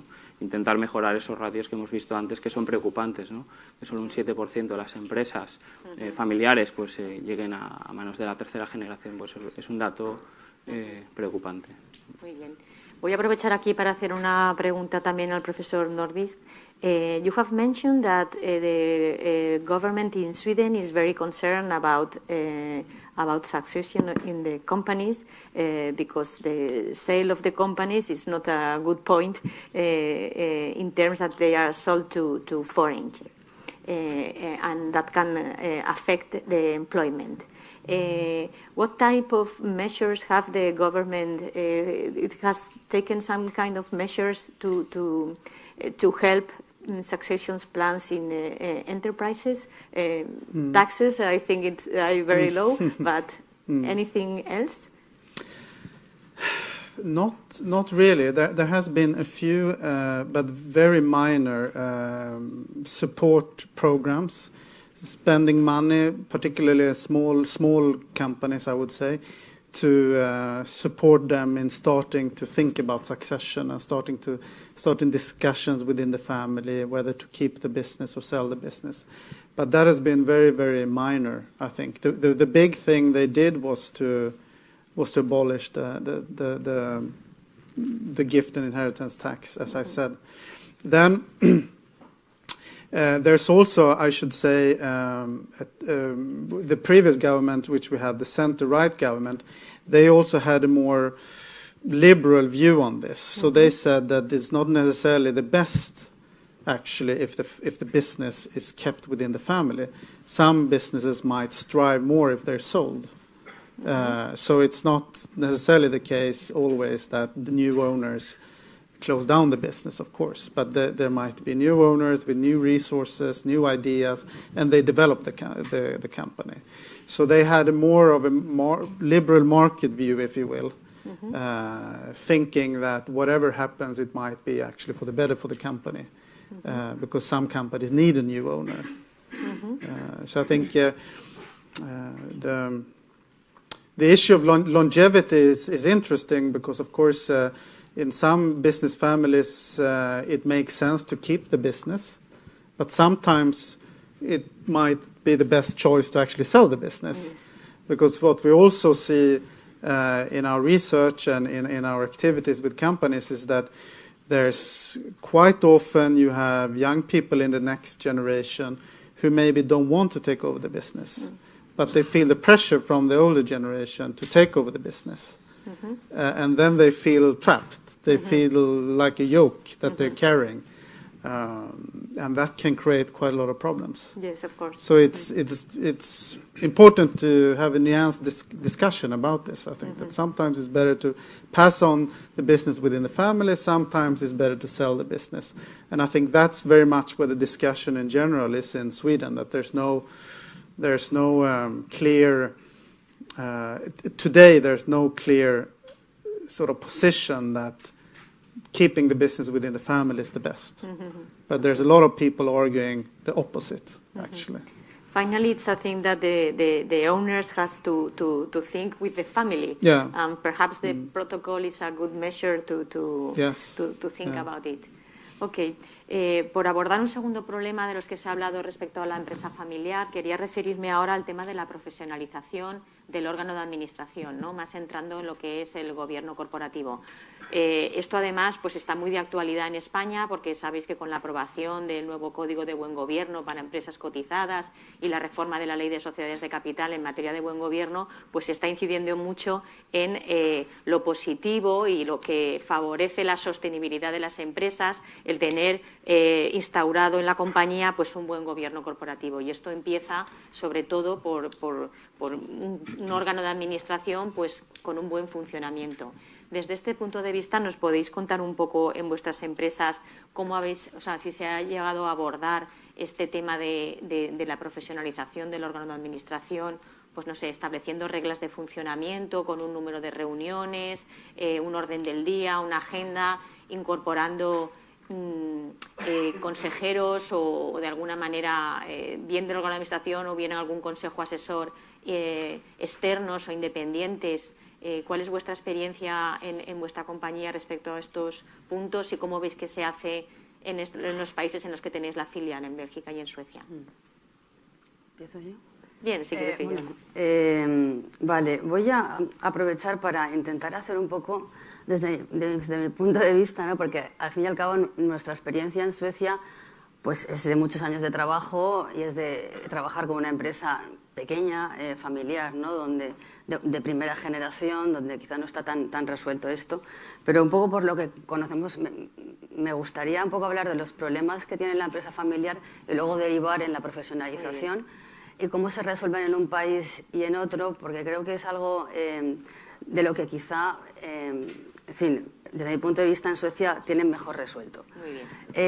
Yo creo que la empresa familiar, todos sabemos que a nivel global y en todo el mundo tiene dos problemas fundamentales, que uno es la financiación, que lleva a un crecimiento lento u orgánico, y otra es el conflicto familiar, ¿no? Son quizás los problemas más importantes. Evidentemente la financiación, porque el riesgo reputacional y económico es el propio del dueño de la empresa, y eso hace pues que haya cierta aversión a tomar riesgos tanto de financiación externa, con grandes niveles de endeudamiento, como con cambios de estructura accionarial que son a veces necesarios para acometer oportunidades de crecimiento. Eso es una de las razones por las que la empresa familiar es relativamente, bueno, pues tiene un tamaño como mucho mediano en España, y el otro factor sería el conflicto familiar, porque evidentemente existe en España, pues es frecuente que exista, no siempre pasa, pero es frecuente que existan luchas de poder y que deriven en conflictos que al final derivan en ventas, pero no en el momento en el que toca o con un acuerdo o cierres de la empresa, ¿no? ¿Por qué creo que esto está mejor resuelto en España? En Suecia, porque por una parte, ellos, las empresas en Suecia, no es que lo crea, es que el porcentaje de empresas grandes familiares que hay en Suecia es muy superior al que existe en España y en muchos otros países, yo creo, ¿no? Él ha dicho, algunos de los grupos suecos, hay muchísimas más empresas grandes. ¿Y por qué tienen este éxito? Pues yo creo que saben resolver mejor estos dos problemas. Por una parte, están más abiertos a cambios de estructura accionarial y a financiación externa, porque dividen muy bien el negocio de la familia. Y el conflicto familiar se resuelve de la misma forma, ¿no? Cuando tienes muy clara esa división, y además es una sociedad que tiende a llegar a acuerdos y de consenso contra una sociedad más individualista, ¿no? Y donde se toman las cosas de forma más personal como es España, pues esto está mejor resuelto. Y yo creo que al final lo que lleva a esto es que hay más posibilidad que una empresa mediana se convierta en grande en Suecia. Si a esto le unes, evidentemente muy importante, unas políticas de apoyo de emprendimiento impositivas que favorecen la permanencia de la familia en la empresa, que favorecen la inversión privada en innovación, etcétera, pues al final todo genera este marco.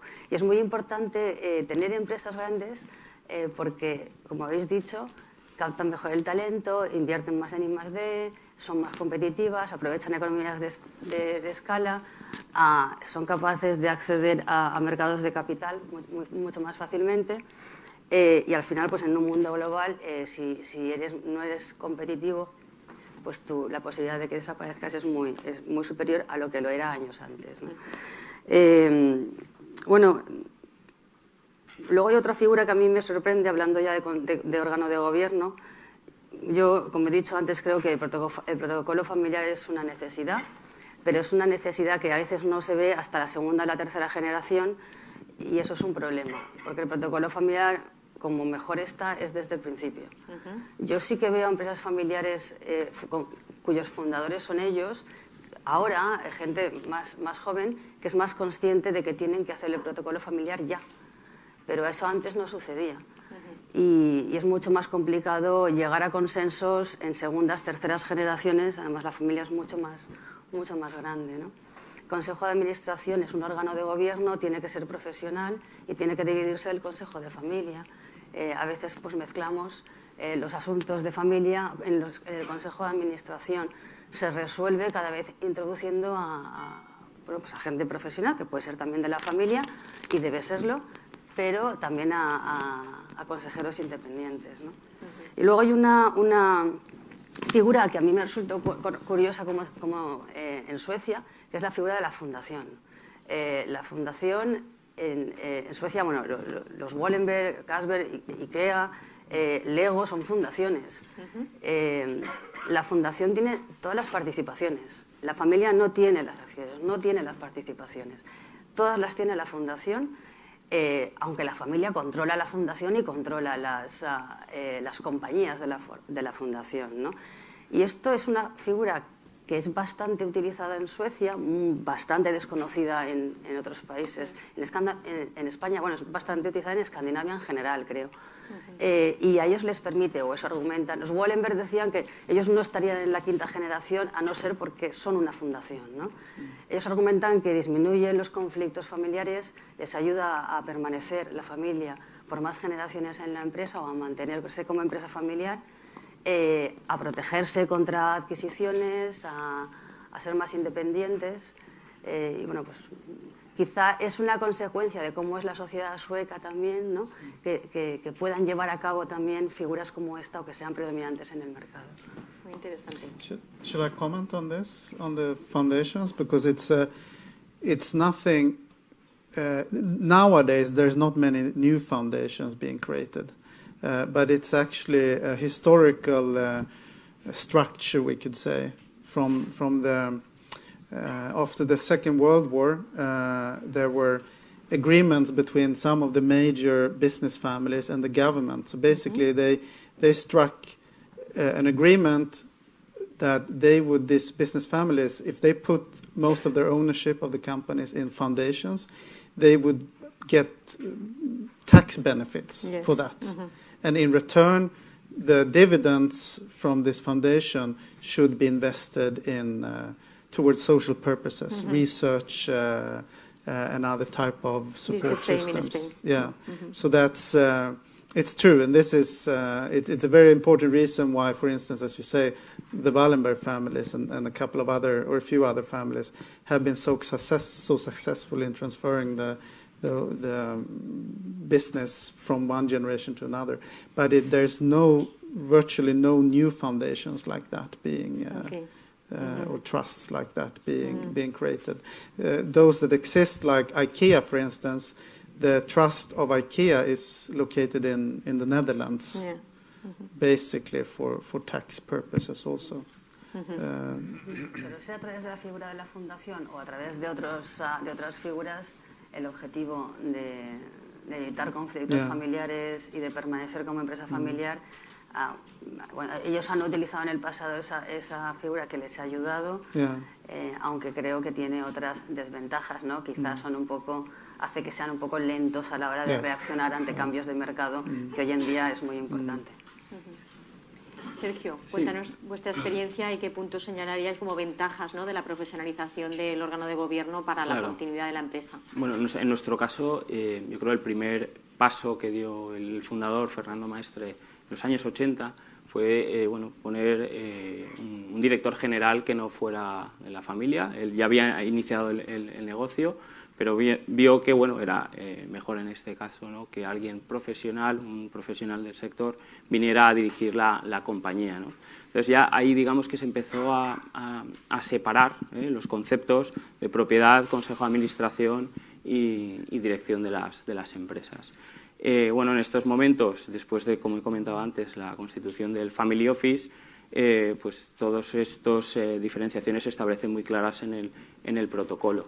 Un miembro familiar, por supuesto, puede trabajar en la empresa, en la dirección general, pero también hay que contar con el mercado y los profesionales del mercado, ¿no? Yo creo que es importante establecer las reglas, la casuística y que todo esté orientado hacia esa perduración en el tiempo. En nuestro caso, el Consejo de Administración está formado tanto por familiares como por personas que no pertenecen a la familia, ¿no?, intentando que el Consejo de Administración sea el órgano de decisión que marca las estrategias del futuro y que se complemente con los puestos que sean necesarios, ¿no? Y a lo mejor en cada momento del tiempo, en cada plan estratégico, hace falta enriquecer el Consejo de Administración con una figura nueva, porque el plan está orientado en algún sector en particular, en alguna tecnología, ¿no? Entonces yo creo que eso es ser dinámicos también en ese aspecto, ¿no?, que no son órganos que tienen que perdurar por siempre y para siempre todos sus miembros, sino que tienen que estar con la orientación adecuada estratégica, ¿no? Y esto tiene que ser algo dinámico. Es cierto que ahí hay uno de los motivos, una de las cosas que más preocupan ahora también a las empresas familiares y que ha mencionado antes Alejandro es el atraer y retener el talento, ¿no? Y para eso tenemos un problema con los salarios, que también ha mencionado Alejandro en su primera intervención, porque las empresas familiares suelen tener salarios más bajos para sus directivos, ¿no?, que las empresas no familiares. Y claro, al final atraer el talento pasa también por ofrecer un buen salario. Muchas veces merece la pena hacer ese esfuerzo porque si no es la pescadilla que se muerde la cola, pero si atraes talento, eso te mejora probablemente tu competitividad y tu rentabilidad, eso te permite crecer, atraer más talento, retener talento, profesionalizar el órgano de administración en fin. Al final es una inversión, ¿no? Exactamente, es una inversión. hay que tomarlo Tienes que ir como al inversión. mercado y el mercado Sí. pues establece unos sueldos y unos Sí. salarios y si quieres Sí. profesionalizar la empresa pues tendrás que pagar esos precios, que son los de mercado. Sí, sí. Bueno, creo que nos quedan ya solamente 5 minutos. No sé si hay alguna pregunta del público que os gustaría aprovechar para hacer. Yeah. Maybe I Comentario, would sí. say something about that professional manager thing. Sí. What we see is that the Flemish government also stimulated more to this third route, having a non-family CEO and letting the firm lead. And this could, of course, create some problems. In the sense that you attract somebody who has some salary, which is probably a little bit lower than what is regular or a benchmarking in the industry. And one of these challenges of this whole thing is that many of these family CEOs, non-family CEOs, they go to these family firms, but they seem to have a kind of a hidden agenda in the sense that they think, why is this firm attracting me? Because there is probably no successor involved. And so they are thinking, although it may be some far away, maybe there is a possibility for a management buyout. And as soon as they put that idea more and more on table, the relationship between the two is completely destroyed. Yeah. And this is what we discovered. This can happen when you attract somebody who has a high profile with a lower. And this is a challenge for these firms to have it clear that there is maybe no possibility for a management buyout, but this fact can totally destroy the whole thing. Maybe a second point that was discussed about the foundations in Belgium. We also have a kind of thing that is called STAC, Stichting Administratiekantoor. It's concerning we have in Belgium arrangement for it, but most firms do it according to the Dutch law, because it's possible too. And what we see is that it is, of course, a tool that keeps the family together, but also creates liquidity, especially when you have several family branches in fourth, fifth generation that maybe wants to step out. And then you do not have a clear market for it, but this tool can help you to create some liquidity for those family members that have some reasons to step out and sell their shares and so on. It also has to do with shareholder agreements, but this can be organized in this tech. And this also explains why that we see in the Belgian context, for example, we have some listed firms, Bekaert, Colruyt, that also worked with this. They have more than 100 family members, shareholders, and they keep together for several generations. And the question, how do they manage this? Because they speak as one voice because of this tool. Okay. It's very interesting. Thank you very much. Quería ver si había alguna pregunta del público.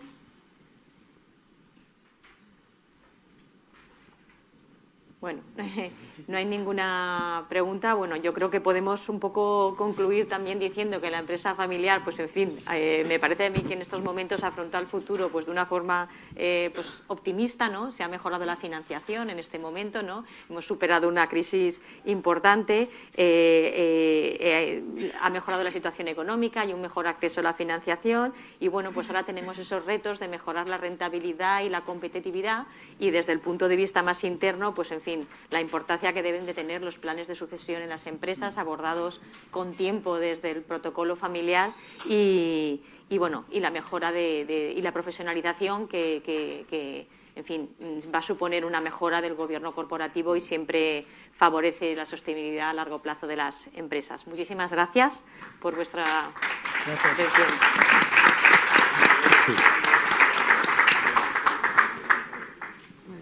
Ahora hay un descanso, me parece. Ahora tenemos un café en la primera planta. Entonces, hay ascensor, pero también hay escaleras aquí al lado. No sé, estáis invitados a tomar un pequeño descanso y en 20 minutos volvemos a estar aquí.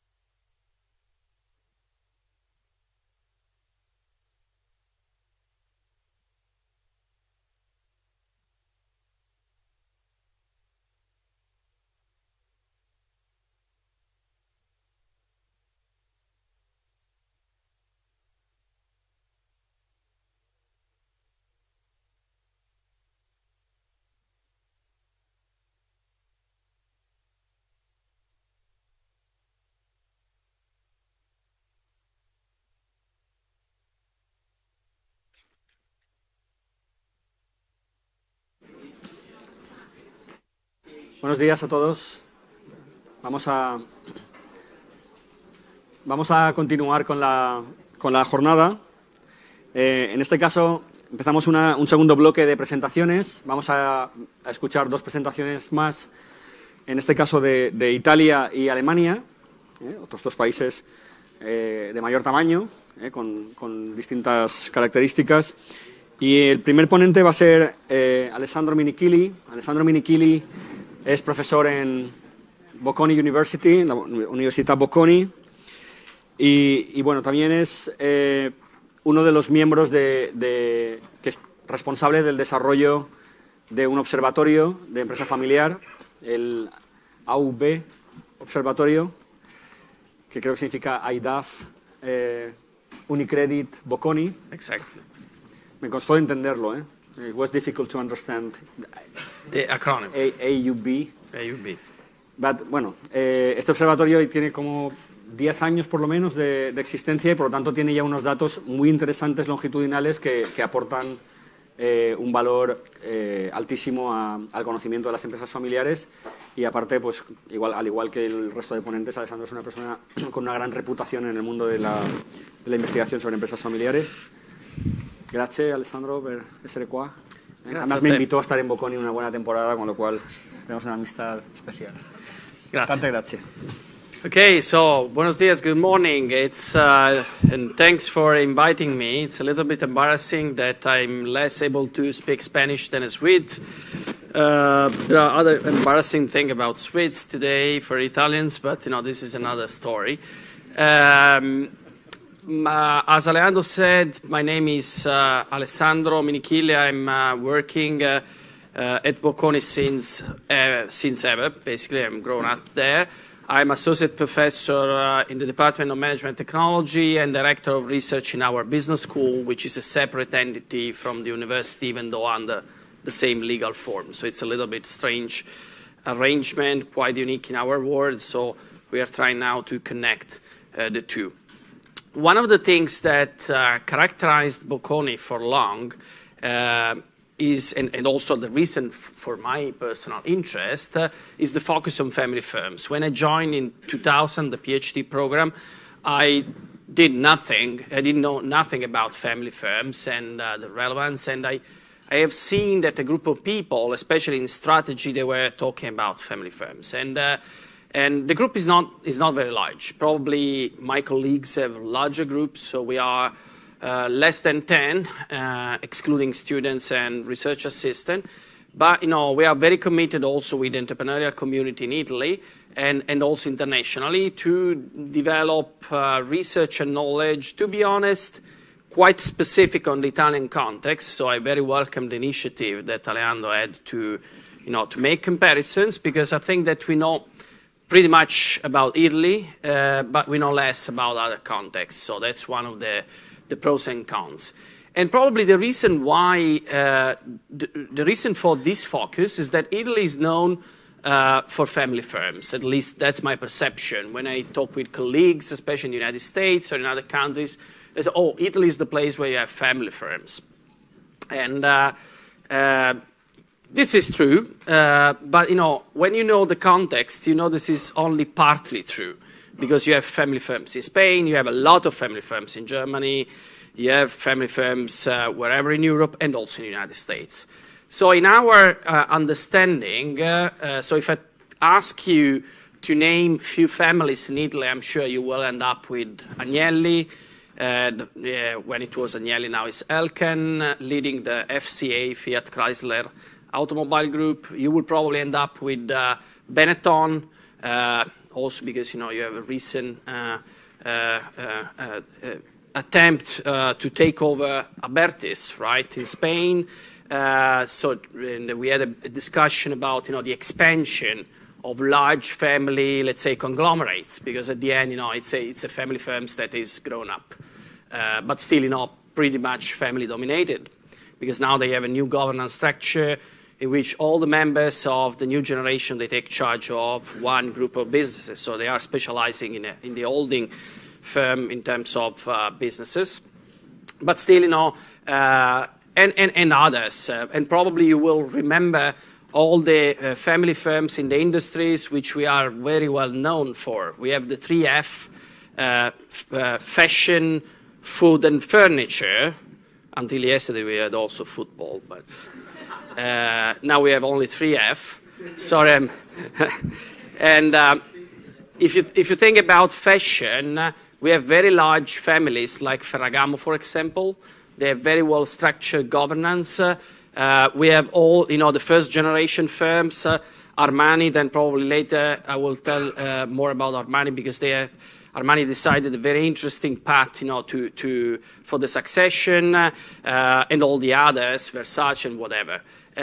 If you think about food, we have Barilla, we have Ferrero.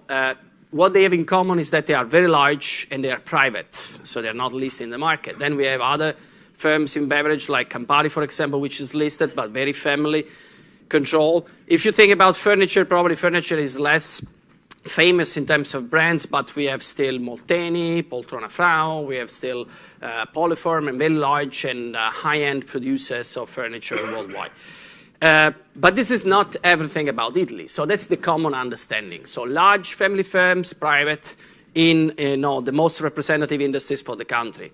The more I know family firms in Italy, the more I understand that, no, this is something else. So we have a lot, thousands and thousands and thousands of medium-sized firms in industries which we are not very well known for, like mechanics, robotics, machinery and tools and things like this, in which, all the entrepreneurs there, we are better than Germans or second to the Germans. So we have, this strong competition, and this is something that nobody knows.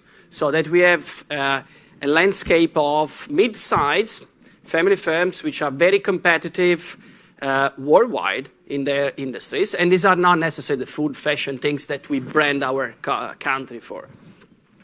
And so the problem is exactly here. So when we study firm, I try to summarize these 10 years of experience in one message with 3 sub-messages, is that the key difference and the key problem in Italy is governance.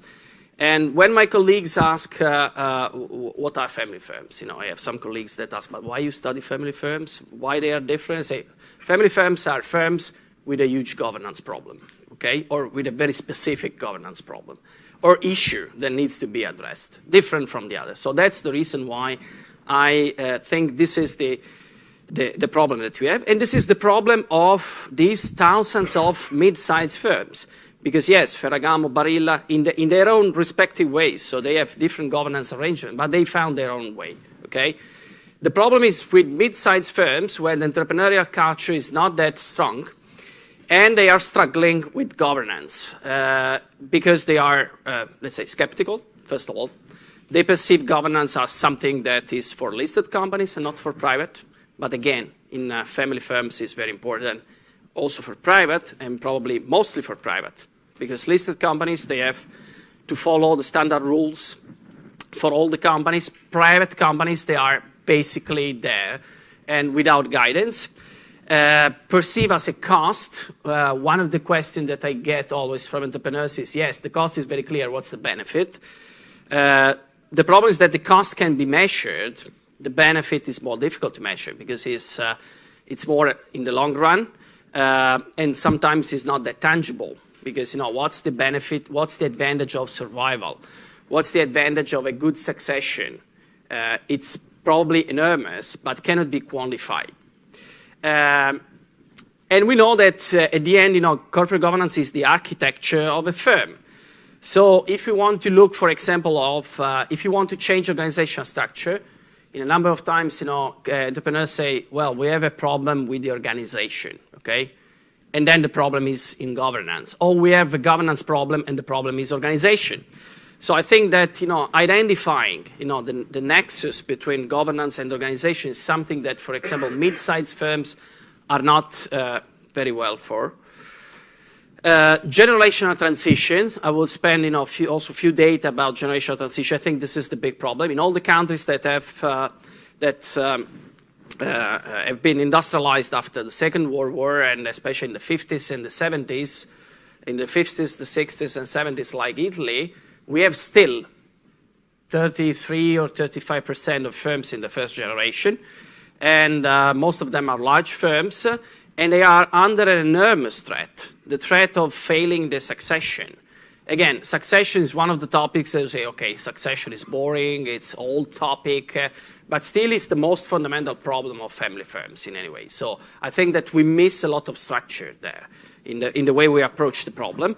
And also, one thing that has been already discussed this morning, especially in Belgium, the professionalization, so hiring external managers. You cannot hire external managers if you don't have a governance structure which is very well prepared for. And also another thing, and then I will switch to some data supporting this idea, is that my sense is that especially mid-sized firms, when they think about governance, they cannot really see the long-term value of governance. They look at the short run, and they don't understand that, when you make an exercise of governance, you are answering a question, what will be my company in 20 years, okay?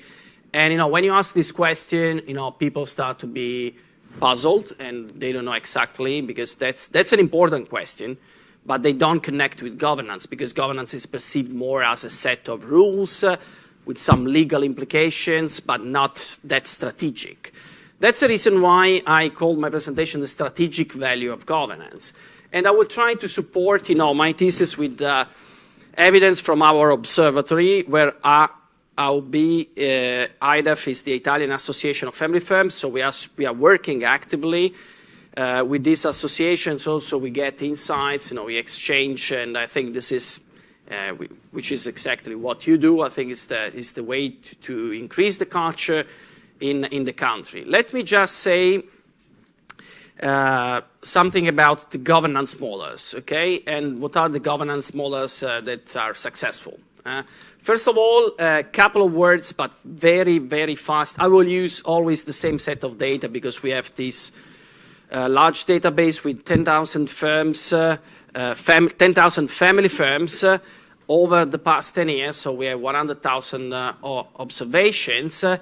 And if you look at this data, you will see that, the percentage, we tend to have firms which you can see the small are not really small. Sorry, they are in between 20 millions and 50 millions of euros in sales, in revenues.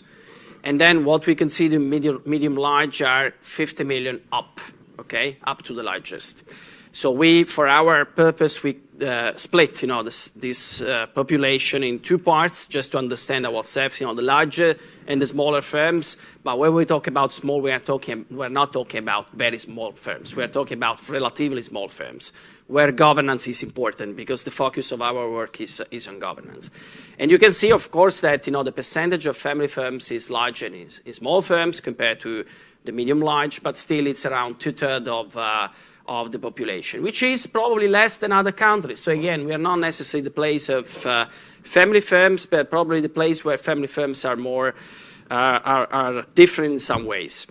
First of all, family firms, they grow more than the others. So in terms of, they are more successful. So here, we have a long list of data.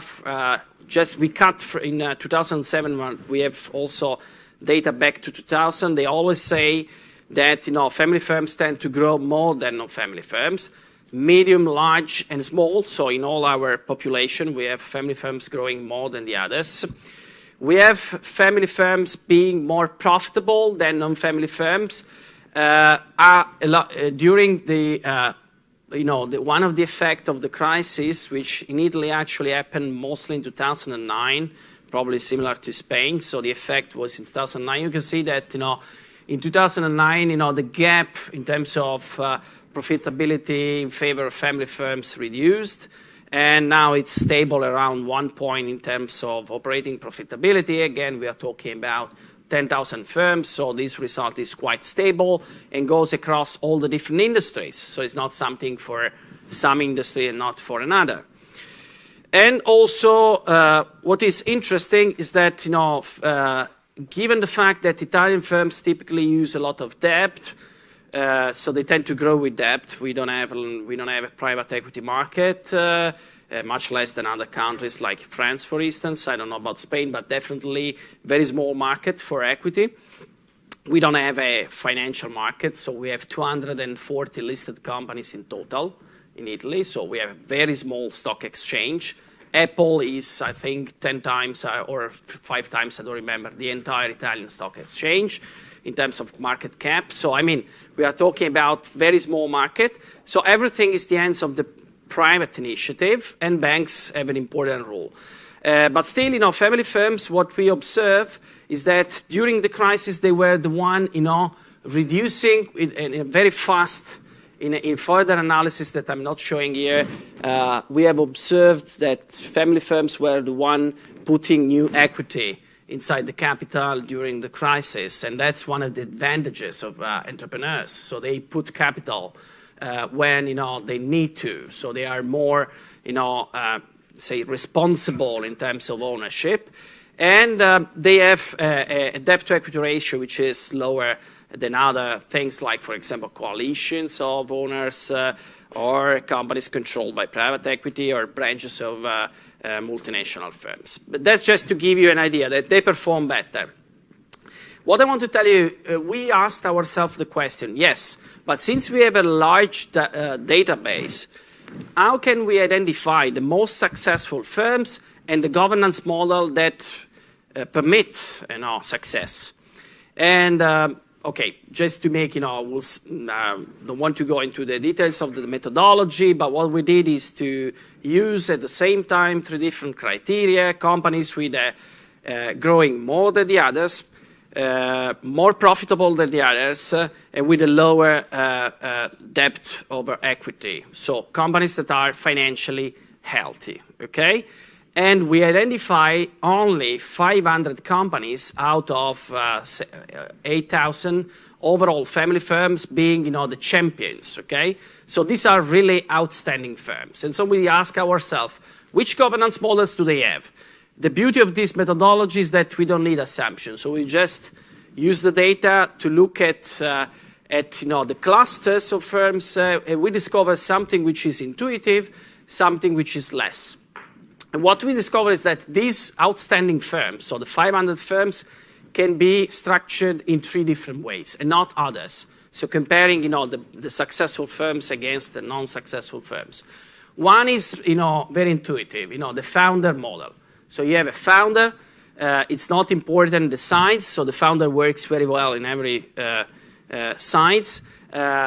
It's not important the board of directors, because we know that the founders don't like boards of directors, they don't use the board of directors. So if they have, and you know, the situation in Italy is similar to Spain, so we have a lot of companies without board of directors, but if they do, they tend not to really challenge the board, so it's only on paper, let's say. So you have family members, you have maybe some of the historical consultants of the firm, but you know, it's only for a formal reason. And the leadership should be strictly in the hands of the family. So that's a very clear model, the founder model. And we all know that the founder model works, and works by a Darwinian reason, because, you know, if the company survived, you know, went through a natural selection process. Then there is another model that is peculiar of our country, probably. So the close family firms that works in a niche of the market. Rigorous small firm, so not large firm, is not important the leader's age, is not important whether it's founder or second or third generation, but they have a closed board of directors and the leadership in the hands of the family. These entrepreneurs, I know them very well, they tend to say that this is the only way to work, okay? And if, you know, the son or the daughter is not able to keep the leadership of the company, they would rather sell the company. So that's it, pretty simple. And, you know, here also the policymakers did their part in the past, because, you know, there was a slogan in Italy a few years ago that small is beauty, because politicians want to please entrepreneurs, basically, saying that, you know, we have a lot of small companies, they work in small niches, but they are, you know, in their micro niche, they are the champion worldwide, so this is our industrial model. The problem is that most of these companies now are being acquired, okay? Or they go bankrupt, or they don't pass the generational transition. So yeah, we have a big question mark. So this model is what we have, but I'm not sure that we can continue in the future. And the most interesting thing is that what's the model for firms that are large? The model for firms that are medium to large is different because we have a leader which tend to be young. Please note that for young, following the Italian standards, we use 50 years as a threshold because, less is offensive. So a leader that's, let's say, is reasonably young, the company is medium-large, is not in the founding stage, the board of directors is open, and what is interesting, the leadership can be family or non-family. I think this is an interesting message because here, if you look at the combination of the board of directors and leadership, what is saying in different analysis, we found always the same result, that it's not important to have outsiders or insiders. The important is the balance, depending on the company situation, okay? Because, what works in small firms doesn't work in large, and the opposite. And in fact, the first implication is family firm can be very successful. So this is what we have observed in our data. But, they should think carefully. They should design governance in a tailor-made process. So there is no one way to design governance. It's very, very, very sensitive to the size of the firm. And in most of cases, what I have seen is that governance is designed by imitation. My competitor is done this way, my neighbor, and this is a very important mistake. Or, it's just following some managerial fashions, which is not, a good idea. So I think that, the tailor-made process in designing governance is essential. Let me go fast on governance and strategy now. Tell me how much time I have, because I tend to... let me go fast on governance and strategy now, and give you a couple of data which are similar to what I have heard in the other presentations. So, first of all, we have a very small fraction of family firms which are acquirers, so that make acquisitions, both nationally and internationally, less than non-family firms. So we have 5% of family firms that acquire, 8% of non-family firms that acquire, and the other 90+% that never make an acquisition. What is even more interesting is that those that make an acquisition, in 50% of cases, make it only once. So they are, let's say, occasional acquirer. So we don't have a culture of acquisition. So the problem is that either you are acquirer or you are acquired, okay? So one of the two. And the risk with small firms being close in their governance is to be in the second, so to be acquired. But another interesting thing that we noticed is that if we match the acquirer attitude with the governance, we observed that the acquirer, so the orange, they are mostly those with a more professional, with the CEO, with a collegial leadership, or mostly those with an open governance. So that they have at least some outsiders, either in the board of directors or in the leadership. So it means that there is some association between more structured governance models and the likelihood to be an acquirer. Again, here there is a lot to investigate, but it seems to be that those companies are structured in a better way. This sense is reinforced if we look at the FDIs, so the foreign direct investments of those firms. Here the situation is slightly better, so we have 28% of family firms with an international subsidiary.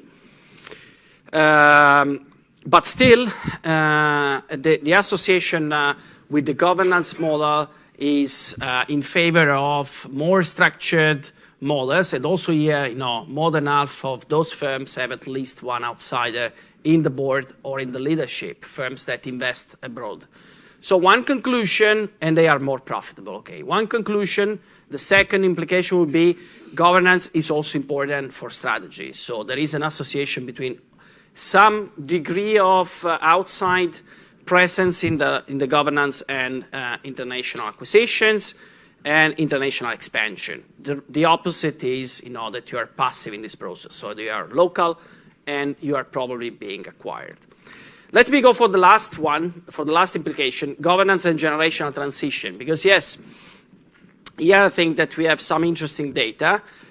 We look at the generational changes in our data since 2001. So the orange one are medium to large company, and the blue one are small. So first of all, you can see that first, the succession rate is very small. So 2, 3, 1.5% companies in a year. So it means that out of 10,000 companies, we have 100 companies going through a succession process in a year in a country, which is a very small number. And second, small firms are very resistant to change. So the average year is around 1.5% per year. But what is tricky, in my view, is that the number of successions that occurred is even lower than what entrepreneurs said. ISTAT is the National Institute for Statistics, and in the census in 2011, the blue one, 80% of entrepreneurs said that they were planning a change in the next 5 years. Because the question was, do you have a change, or are you planning a change in the leadership? And close to 20% of companies said, yes, we are planning a change. But if you compare with the other figures, so what happened from 2011 and 2015 is that only 8%, 9% of companies went through a succession, so half. So out of 100 entrepreneurs that said we need to make succession, only 50 did, and the other 50 are waiting for what? Okay? And another figure says, which is not in this data, that 50% of succession never happened. Okay? So just because of natural reasons, so basically death. Now, what is the effect of this resistance to change? Is the increase in the leader's age. I think this figure is amazing. So if we look at the total without the split, so in 2007, we had 14% of firms with a leader over than 70. Today, we have close to 23. So basically, our leaders are just getting older, okay? So they are not being replaced or planning succession, and this is what we have seen. Why? Because there is a resistance to change, because of a number of reasons, because there is no culture, because they are scared about, how to design, the future for the next generation and all the things that we know. But what's the implication in terms of performance? Very neat. In all the most important measure, operating performance, overall performance, growth, you can see that, older leaders perform worse than younger, especially in terms of growth. But this is quite intuitive because, of course, you have a time horizon. So if you are approaching to there are some companies with executive leaders over 90s. I'm not joking. And they are still the one taking decisions inside the company. So, of course, if you are 90, it's very difficult that you see the growth as your next goal in your life because, the time horizon is very short. So I think that overall this is a problem for the country because, the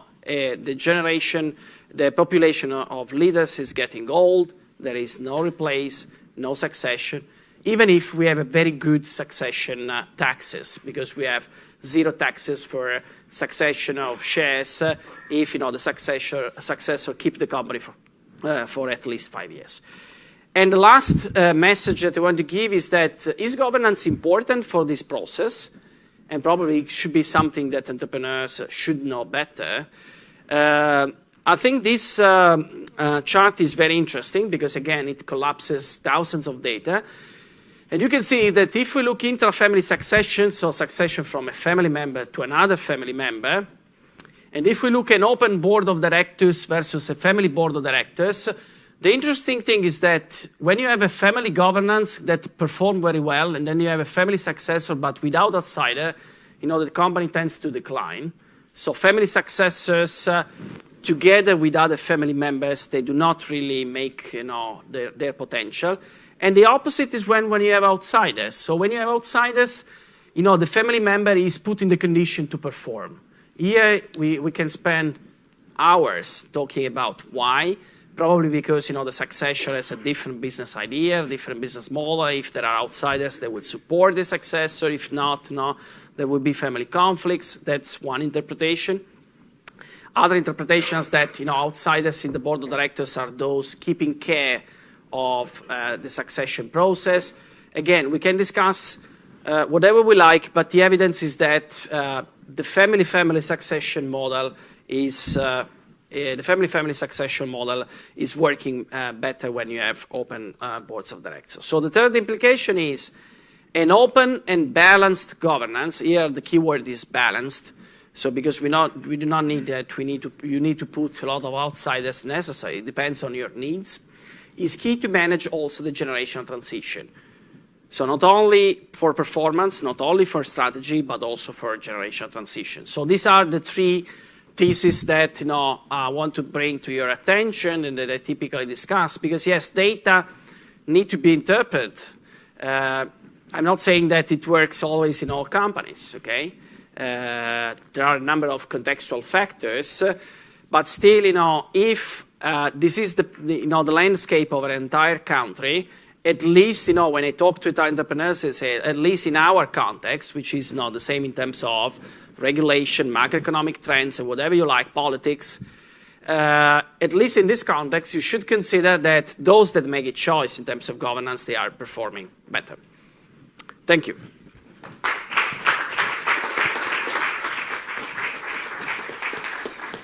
Thank you very much, Alessandro. Now we move to the last presentation in this case, from Andrea Calabró from Germany.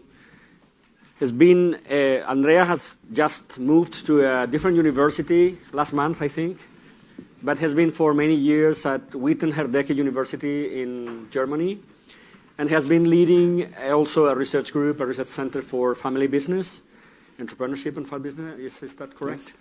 And now we will learn about this entrepreneurial orientation in different generations on German family firms, and also some data about governance. And so thank you very much. Thank you. Thank you very much, Alejandro, for the invite. Thank you all for being so patient and listening to us. So I try to represent the German context. So just to make it clear, I'm not German. So I'm South Italian, has origins. But I worked the last 8 years in Germany. I was born in Germany, you discovered this on my identity card, and spent my childhood, but I'm true Italian. So after 8 years of experience working with German family firms and doing research, I now moved for family reasons to France. So my next mission will be to try to understand French family businesses, so maybe in future we could add that to your panel discussion. I want to tell some numbers, because I've seen that the numbers are a little bit, so it's good to start with numbers. So there is a statistics from 2014 sponsored by Mannheim Institute in Germany, which says that 91% of all businesses in Germany are family controlled at different stages of the generation. 170 of this 91% are family businesses who reach a turnover which is bigger than 1 billion per year. The top 500 German family business employ 4.6 million people, and the top 500 best-selling family firms in Germany generate in 2016 1,000 billion in revenues. So, these are some numbers if we compare with what is happening or was happening in the last 10 years in Europe. So there is something which is happening in the German context. And from a cultural point of view, especially as a South Italian guy, I can tell you that German people are proud of seeing around German family businesses, and German family businesses are very proud of being very successful businesses. Indeed, they contribute a lot to different parts of the society. So the question that I had in the last 8 years working in Germany is trying to understand which is the secret of this success, and try to bring it back to some of the countries. Of course, first Italy, because I'm Italian, so I would be still very happy if we would have always Italian firms being at the edge. I wanted just to before starting this, so I will be very quick with the presentation. Another thing that European entrepreneurs and worldwide entrepreneurs have been exposed in the last years when following discussions about German family firms is the concept of hidden champion. mittelständische Unternehmen. So, and in Germany, we are very, very proud about this. So I have a practical example of what a mittelständische German Unternehmer is just on your tables. So you have the devices for the translation, which are sponsored by Bosch. So you can see the brand. I'm sure that half of the participants to this workshop in the room know very well that Bosch is a family firm. From southern part of Germany, is a family firm founded in 1886. They have a lot of family shareholders right now, and the founder, before dying, decided to put everything in a foundation, in a Stiftung. Why? Because they make a lot of money. And in many of the interviews I have done in these recent years with German family firms, especially the ones which have grown a lot, and growth, I'm speaking about billion business, was this sentence: money is a gift and it poisons kids. So it's better to put everything in a foundation so that they can exercise influence on the philanthropic aim, but not having a say on how the company will be run.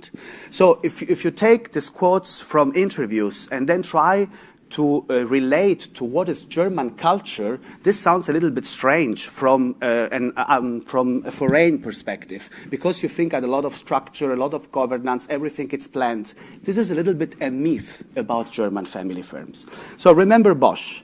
Now look at your microphones. It's written Sennheiser. Who knows this company? No one. That's a mittelständische Unternehmen, not Bosch. This company has an annual turnover in 2016 of 658 million. We would consider, as South European people, this to be a large company.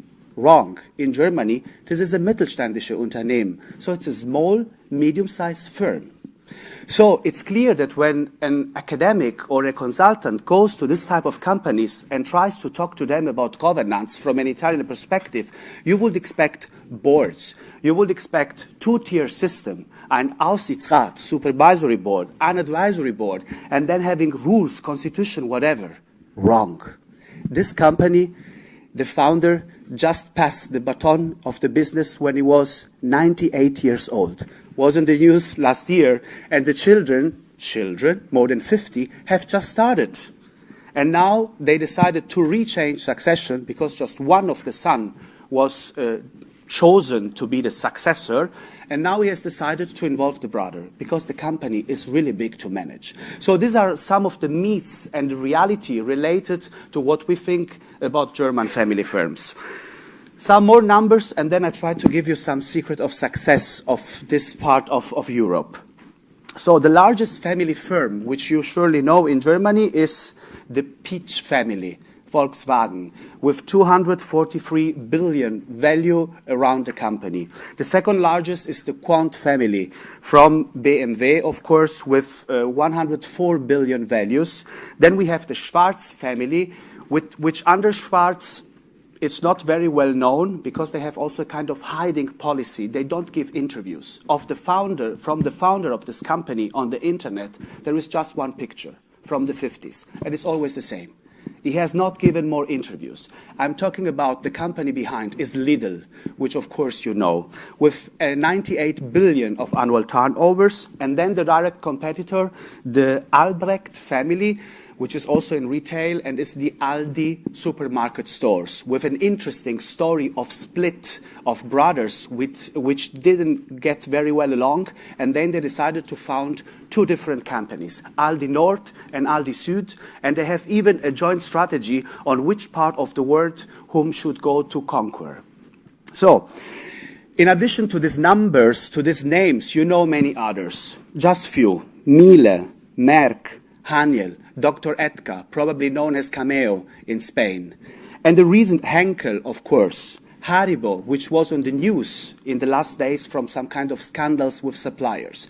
So what I'm trying to say, it's really a lot of fun to work in Germany because it's all about family business. They are crazy. More than 90 chairs around Germany which found research. And the last one from 3 years ago is the Porsche chair of family business in Leipzig, which is in the eastern part of Germany. So the topic is really hot. and they are able to influence a lot of discussions which are going on, like inheritance tax, but maybe we will discuss this later. So, some secrets. I'm trying to, secrets for success. So the question that German family firms have is not just about how can we organize the family in a way that can work. How can we grow more? One of the questions that those businesses have is how can we grow in a transgenerational way? How can we make sure that the entrepreneurial spirit that has characterized the business done from the founder is staying in place for 200 years, 300 years, 500 years? And there are examples of these companies in Germany. Just take Merck, listed firm, founded in 1668. Next year, 2018, will be 350 years old. Guess how many shareholders, family shareholders, this company has? Round about 300.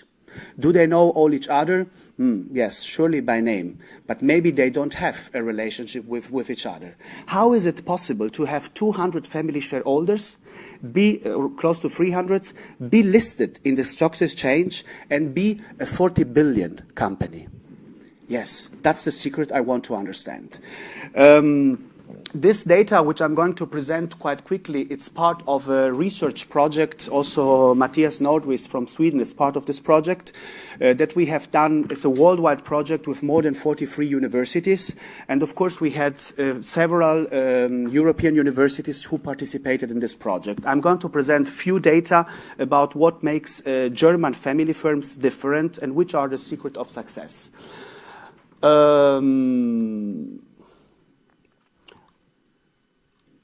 Okay, so as we can see, the firms which participate as German family firms in this survey, they were had an average age of 62 years, but the one that have been most successful in terms of turnover and managing succession processes are the ones which are more than 100 years old.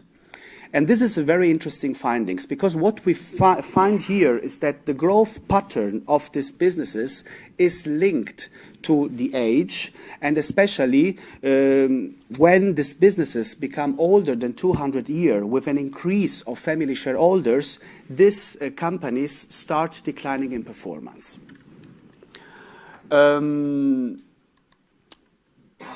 About ownership. So, when you think about Germany, usually, at least a South European person, you imagine structure, rigor, rules, all in time, all planned. It has to go like that. It's true. But this is especially true when you have to deal with someone else. That's not your stuffs or your family. What I wanted to say is that you would not expect in German firms that there is a crazy and strong concentration of ownership. Some of the companies I have mentioned right now, those are companies which have family ownership close to 90% in the hand of one person, even if the potential successors are still there in the business.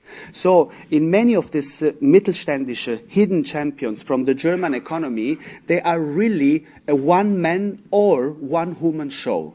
Even if on the female topic, they have a lot of problems in trying to access the businesses. An interesting thing which emerged also from the study is that the most successful German family firms do an interesting things. In addition to focus to the core business, they try to diversify. Indeed, they own around about from 2 to 6 businesses which are unrelated to the core business of the family, which is a very interesting findings that we are getting from the study. One example of this, and I'm sure you are familiar with that, when you land in airports and you look for a rental car, you would look for an orange business, which is called Sixt. You will not expect this to be a family business because they also have some fancy marketing and strange way of doing it. That's a very traditional family businesses. They are very good in what they do, but they are growing in the last 5 years a lot because of diversification activities. So they have inside the company a big internal corporate venturing, and they are investing in businesses which are growing right now, has unrelated diversification for around about 20% margins every year. This is interesting. Family involvement. How do successful German family firms, the question that Alessandro was pointing out, what do they do with the governance? Are these businesses managed externally? Not true. Even if there is this two-tier system in which by law you need to have some externals, the top management team, which would be the German Vorstand, is mainly dominated by the family. So all important decisions are taken by the family. If it's about an acquisition, we have just to check if we have the money to do that. And they try to invest a lot with internal money. If they want to do this, the supervisory board has just to approve. So thinking at the cultural differences in these most successful businesses, it's really not so far away as we would expect comparing, for example, Germany and Italy. Performance. What is really interesting is that they have a very, very strong growth on sales, as the few numbers that I've told you show. Plus, it's interesting that they invest a lot in social performance. So German family businesses are particularly strong when it comes to complying with environmental regulation, employee regulation. They are crazy about that. The Haribo case, which was on the news just last week, the last 2 weeks, it's an exceptional case.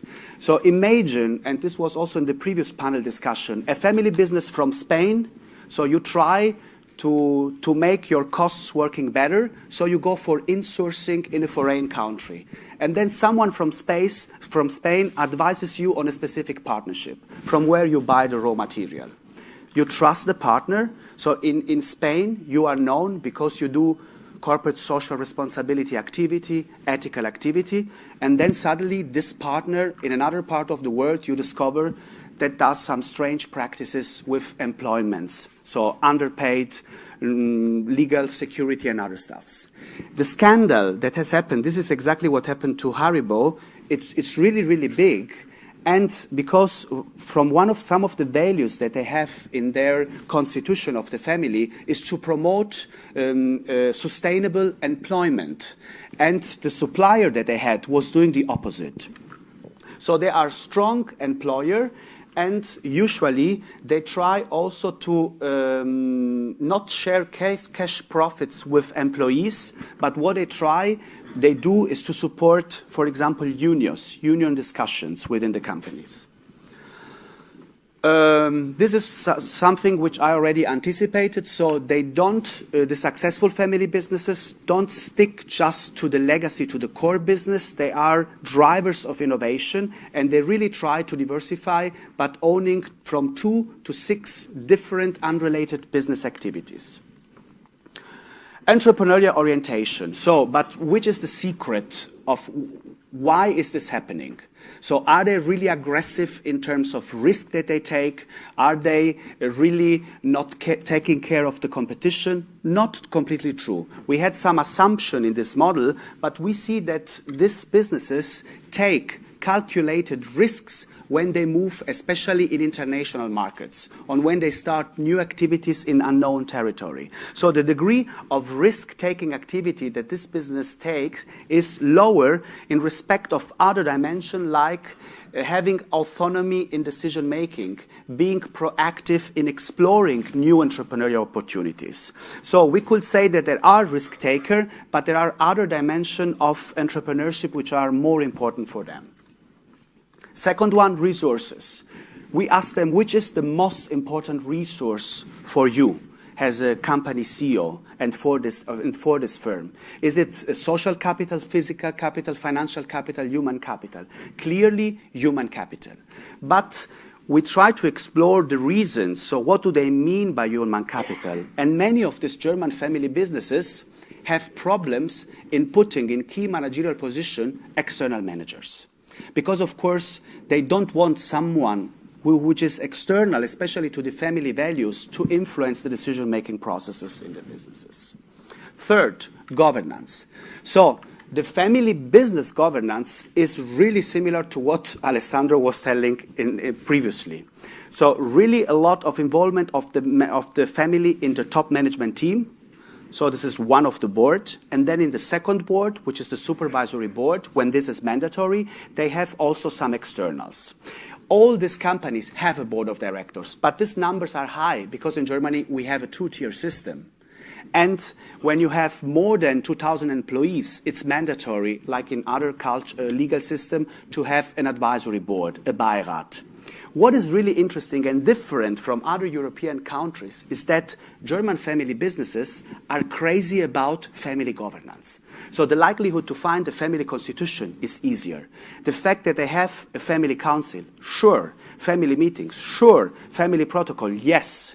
Why is this? My personal understanding is that the concept of family, we were discussing this yesterday in Germany, is quite different from the ones we have, for example, in Italy, or I could imagine in Spain. We think that family is a kind of concept that you can stretch.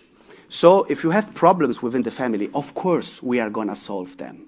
The German approach is different. There will be problems in the family. So just get rules to avoid that they are generating. Fourth, family cohesiveness. Despite they have all this mechanism to regulate the family, so who is selling shares, if I want to do a buyout, you have a 40% of discount on the dividend, on the share prices, and so on. They all declare that they have a lot of family cohesiveness. Of course, if you have a shareholder agreement, family shareholder agreement, in which is written all what you can do as a family shareholder, and especially what you cannot do, of course you have family cohesiveness. So I'm questioning a little bit even these results that we had. And lastly, portfolio entrepreneurship. So this fact of diversifying businesses and owning from 2 to 6 businesses which are different from the core business of the family is, in our opinion, so of this research group, a very interesting ingredient of the success of German transgenerational family businesses. So what makes German family businesses entrepreneurial and successful across generation? It is entrepreneurial orientation, resources in the form of human capital, family business governance, family governance, and developing this portfolio entrepreneurship. Thank you very much.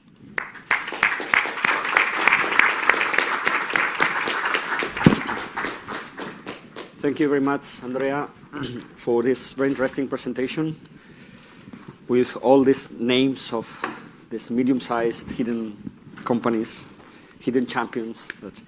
Well, now we move to the debate again with Alessandro and Andrea, and we will invite 2 more professionals from companies from Valencia. And I will move to Spanish again. Bueno, en este caso tenemos dos participantes de empresas valencianas que también tienen, en este caso, filiales en los países que acabamos de conocer, ¿no? Tenemos, por un lado, bueno, el debate lo va a moderar Alejandro Ríos, que es socio director de Broseta Abogados, y bueno, pues el representante de Broseta en las actividades de la cátedra desde sus inicios, una de las alma mater, ¿no?, de todas las cosas que hemos ido haciendo. Y bueno, pues contamos en este caso con José Juan Payá, del grupo ASV, un grupo ubicado en Alicante, pero con más de 1.800 empleados, y con Guillermo Lampsus, de Ice Cream Factory Co-Maker, que está ubicado en mi ciudad natal, en Alcira, pero que tiene también una filial en Italia.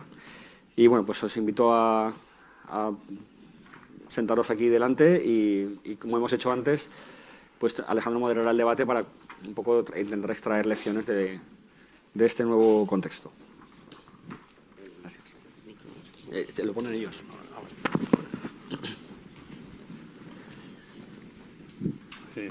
Sí, aquí al lado.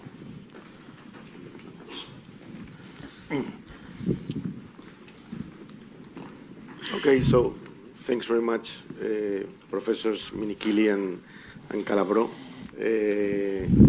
for your presentation about the family business context in Germany and Italy. and specifically the corporate governance of this type of companies. Okay. Yo empezaría un poco como ha empezado Carmen también en la otra mesa de debate. Si queréis dar algún detalle de exactamente cuál es vuestro proyecto en Alemania, o si queréis dar algún matiz más de la presentación de Alejandro, o cuál es el proyecto específico que tenéis vosotros en Alemania o vosotros en Italia para que estén todos, bueno, para que tengan mayor información.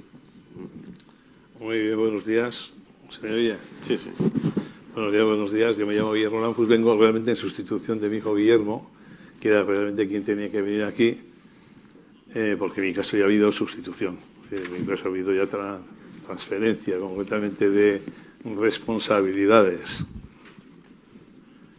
Tengo que hacer una breve historia de por qué estamos aquí. Nosotros somos de San Sebastián.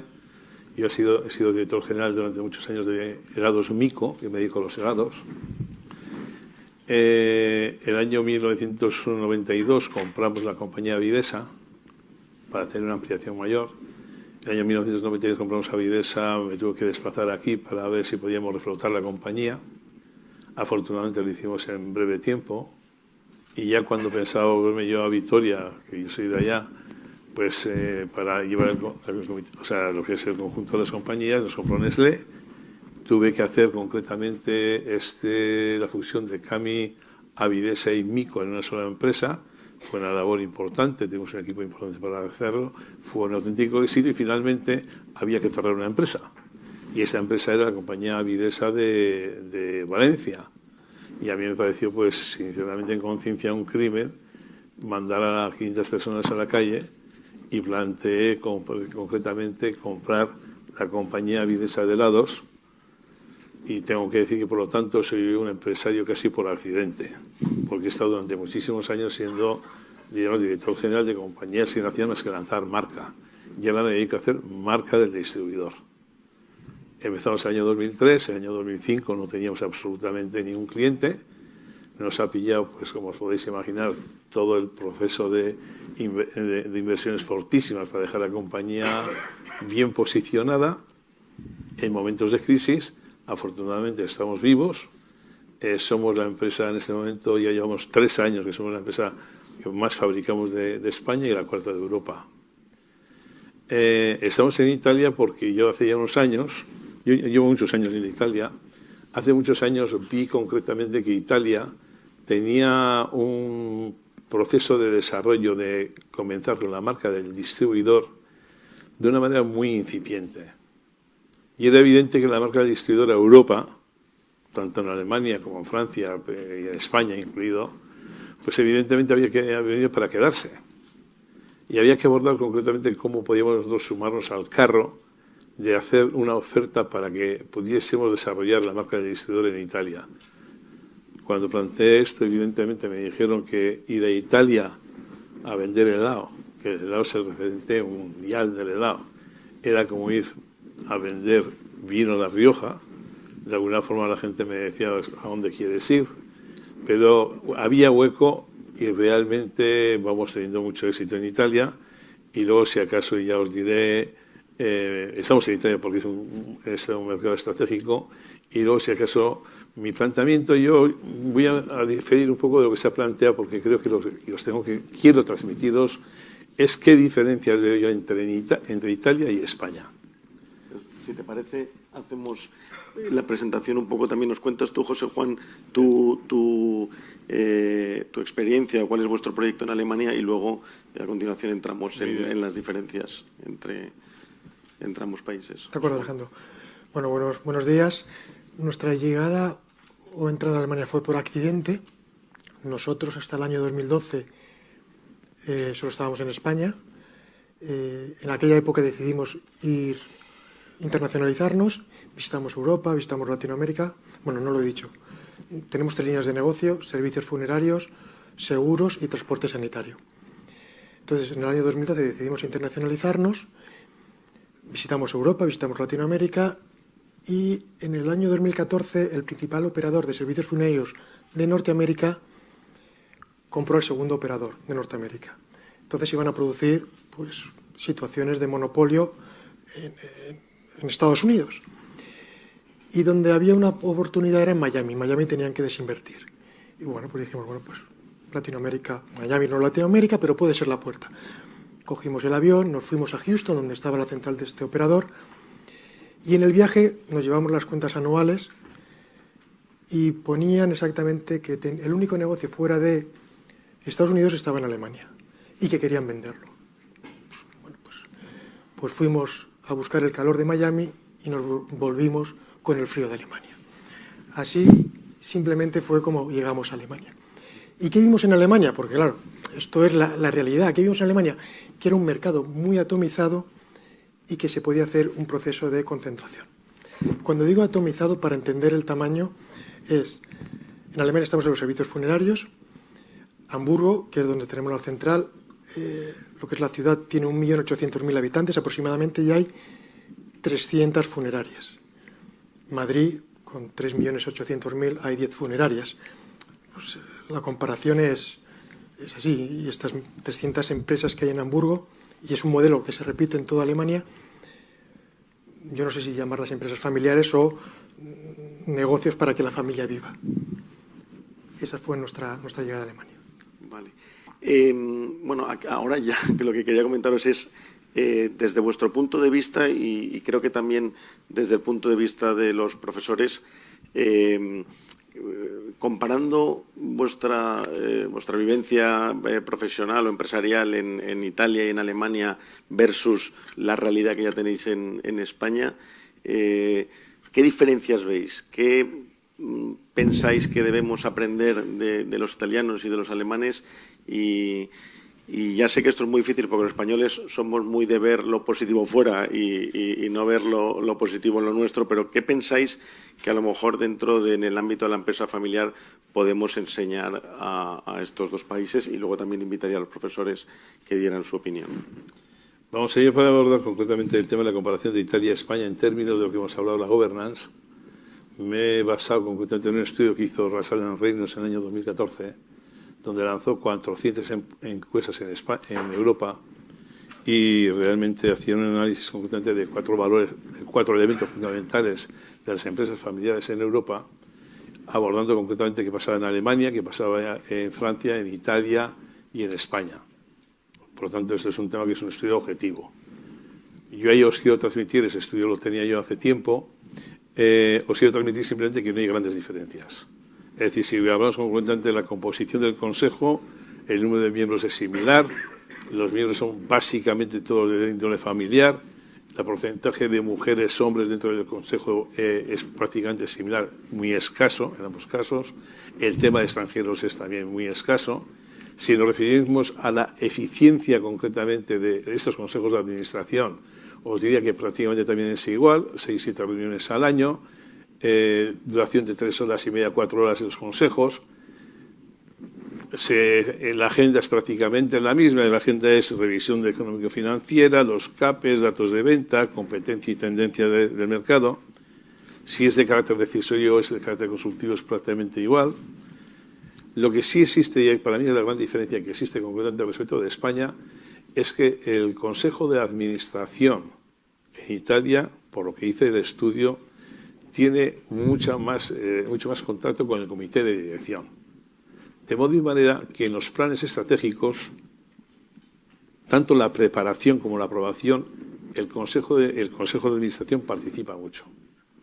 Nosotros esto dentro de nuestra compañía lo hemos abordado de la siguiente manera. Tenemos efectivamente 6-7 reuniones de Consejo de Administración al año, pero tenemos un comité de control todos los meses donde participamos 4 miembros del Consejo y el equipo directivo. Con lo cual, vamos preparando efectivamente lo que es el plan estratégico por un lado y vamos haciendo la revisión del plan operacional todos los años. Si nos fijamos concretamente en los planes de sucesión del primer ejecutivo, es un auténtico desastre, tanto en España como en Italia. En Italia yo creo que hay alguna razón que luego, si acaso, tendré la oportunidad de decir cuál es mi opinión y el por qué. En España, porque somos un poquitín pandereta en ese sentido, lo cual es un tema absolutamente grave. Eso es muy grave. Porque si no hay un plan de emergencia, es decir, puede pasar puede pasar cualquier cosa, pero no hay planes de emergencia según el estudio. Eso es un elemento de una debilidad tremenda en lo que es concretamente la perdurabilidad del propio negocio. Y si nos referimos a la experiencia del primer ejecutivo, habitualmente el primer ejecutivo siempre es de la familia. Yo tengo mis razones para pensar de por qué esto es así y no es malo, pero no quiero alargarme tampoco en mi exposición. José Juan. Nuestra experiencia puedo hablar de la relación que tenemos con ciertos proveedores alemanes. Uno, por ejemplo, es fabricante de hornos crematorios. Ellos están en la segunda generación, y nuestra relación con ellos siempre es con la familia, con el director general o con su hijo, que ocupa ya posiciones directivas. Otro ejemplo que puedo poner es un fabricante de urnas. También es un campeón oculto, porque es de los 2 primeros fabricantes de urnas de toda Europa, y están en tercera generación. Nosotros ya tratamos con la primera generación, ahora tratamos con la segunda, pero ya la tercera generación también está en el negocio. Por lo tanto, todo lo que ha dicho el profesor Calabró lo puedo corroborar, que estas empresas familiares son 2 ejemplos concretos. Sí que la familia está muy involucrada en el día a día, y además es el máximo contacto que tenemos nosotros para nuestra relación comercial, ¿no? Es cierto que ese término de campeones ocultos es así, son empresas pues de cierto tamaño, que son muy especializadas en un producto, un servicio de nicho, con mucha innovación, con bastante exportación, y que sí que le dan mucha importancia al tema social, ¿no? A la relación con los empleados, con el medio ambiente. Ahí tienen un marcado especial atención las empresas, por lo menos con las que nosotros hemos tratado. Okay, Chairman. Maybe you can also inform us about the advantages, the tax system for family business, if it is different in Italy or Germany, or so we can see exactly the difference between the Spanish system and your system. So let me start, moving from, thank you for also sharing the data on the survey. So I agree with you that family firms across Europe are very similar, with similar problems. But if I understood correctly in your experience, so you are, at some point you said, look, you want to sell ice creams in Italy, which seems to be almost impossible. It's not. Because you are structured in a way, and you mentioned that you have some number of board meetings, you look at the strategy, you look at plans. So you are an example of company that works in a different way, if you want, or works in the way that it should be. So I think this is the point. And then you said, most companies don't have an emergency plan for succession, and this is another point. So I go back to the idea. So even if, and these are clear examples that governance has a payoff at some point, if you interpret in the right way. We are not saying that family firms need to have boards of directors with the majority of outsiders. We are not saying that family managers are not good. Family managers are the best managers if they know how to manage the business. Because they have 2 things. One is the commitment, which is intrinsic to the family nature, and the other one is the competence, which is not intrinsic.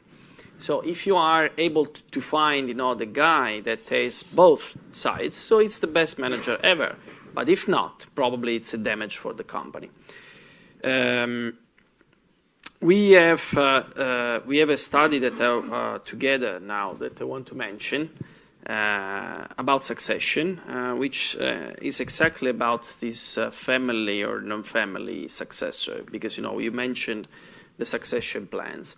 And what we found is that, based on the Italian data, but we did it together, what we found is that when you give the leadership of the company to the first board versus the case in which you give to the second or later board, when you give the company to the second or later born, the likelihood to be successful is much higher in the future, okay? And we measured it again in thousands of cases. Why? Because, there is one thing behind this mechanism. We are not saying that firstborn are worse than others. But firstborn is a cultural norm, at least in Italy. So we went also back to the history and we checked that in a number of state cities, giving the entire wealth to the firstborn was an obligation by law. So there is a culture in entrepreneurs that they need to give, they need to pass to the firstborn, especially if it's a male. Now, when you pick the second or later born, what you make is just a choice, okay? It's a deliberate choice, which is something that family firms do not often make. So the point is, we need to train family companies to make more choices, okay? To make more deliberate choices, to be more conscious about. And maybe later I want to mention also an initiative that now we have in Italy, similar to Belgium, about the code of governance that we are trying to promote. Because without, let's say, which I'm not sure, I don't know exactly if you have the same in Spain, but it's an important point, because we are just starting now with this experience. But if you don't, if you don't convince, and I think that, it's part of our mission, I see it as a mission, to convince entrepreneurs that what you said, works. And maybe you are better than me in convincing, because, because I'm a professor, and unfortunately, people don't believe to professors. But, entrepreneurs, they tend to believe to other entrepreneurs. So I think that giving examples of how governance can help companies to internationalize, for example, to sell ice creams in Italy. I will use this in the future. I think it's a very smart way to convince the others. Yeah, maybe what I can add so in relation to Germany, but overall a reflection about family businesses in different parts of Europe so far. So what I've seen that it's a little bit different in German family businesses is that they are confident. So, and they are a little bit more open to exploration. So, and I think your example, it's very interesting, and also yours related to, you try to explore new things. So there is, of course, you don't come to Germany in doing cars. It would be crazy. But maybe there is still an opportunity over there. So maybe if we try to label this thing, so one of the maybe advice for family businesses, in my opinion, might be to try to always challenge your business model. And if you plan to stay a family business and you have already children who are there coming every day with ideas. Have you seen this? Have you seen that? I discovered this business in India, this in China. Try to listen to them. Try to give them small project. What I'm telling to the German entrepreneurs is like you would create in your company a kind of small gym, fitness studio, and then you let them a little bit be their own entrepreneurs. And in that way, they learn entrepreneurial capabilities, but maybe they might have the idea to diversify the business or maybe start independent businesses. So this might be one thing. And I'm seeing a big difference, for example, if you compare South Italy with Northern Italy. If you speak to entrepreneurs in Southern Italy, the feeling is always a little bit, yeah, okay, we have to go, we don't have the funds, we don't have support, whatever. If you already go to northern part of Italy, Milano, Bergamo, Modena, so in the northern part, you see that the feeling is a little bit different, but still we are under the same, let's say, country. So it's really important to try, because the ultimate goal, I think, is to survive and to pass the business to the next generation, if they want to take it, of course, and try to offer some services. The other thing you were mentioning, especially about internationalization, sometimes it happens by accident. So, I don't know, now that you told me your experience, when I will go back to Germany, I will look at the funeral companies, because it's interesting what you say. And I'm sure that in Italy, at least from south, it's the same as it is in Germany. At least in my town, hometown, of 10,000 people, there are 3 funeral companies, which is really a lot. So I think this is interesting, exploring the concentration of the markets. And then one thing I could imagine in this industry is that maybe there is even if you don't expect, there is a lot of acquisition intensity, because the likelihood that a small funeral company is getting wrong or doesn't manage a succession process is very high. So maybe over there you have an opportunity to grow and to increase the market share. So I think it's even an industry which you would think it's not so dynamic. Maybe it's very dynamic in reality. And one thing which is interesting is that I would also advise family business to cooperate more with other family businesses, especially from different countries.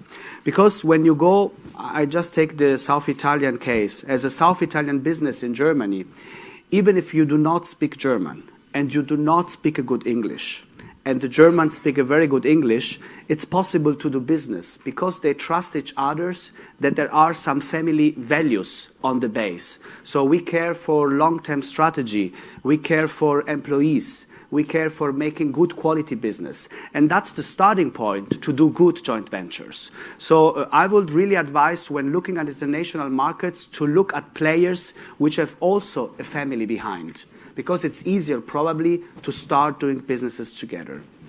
And to add your point of the tax, I don't want to, maybe you go back on this. In Germany, it was funny for me in the last 3 years, especially 2 years ago, because the, let's say, corporate inheritance tax, so if you transfer shares, there were just a few percentage. So it was very convenient. But there was a political party 2 years ago which started a discussion declaring this illegal. And there's a message of disequality in the economy.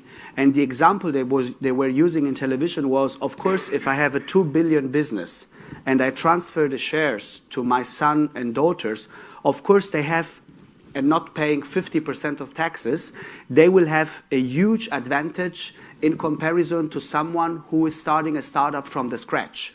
And this creates inequality. The inequality issue is very present in Germany because these big businesses, they alone manage 40% of the wealth of the entire state. So it's there. The effect of this political discussion, which lasted 1.5 years, was that 60% of the family business transferred shares, so paying the taxes, but then at the end, the law was not implemented. So they are again restarting to implement this law. So this is a little bit the situation. It's very convenient with the corporate tax, but there is in the society, there is this big, let's say, negative connotation towards not paying taxes. And maybe as a South Italian, so when I went to Germany and you find your tax accountant, so as a private citizen, you ask as a South Italian guy, you ask your tax accountant, try to manage everything in a proper way that I can save some money from taxes. The German mentality is different. You go to a tax accountant, tell me which are the right taxes that I have to pay. So this thing that everyone should pay taxes and the right taxes, even if it's high, it's very well, let's say, feel in the society. So the cultural issues across cultures, it's very important to take them into account when you do business activities. I think here in Spain we are more like in Italy. You say so. Professor Minikili, you said in your presentation that having a corporate governance clear structure helps to make important changes in the company, acquisitions, growth of the company, and transitions process. Okay, and then you said that a good corporate governance model should be a tailor-made. Okay, but it can be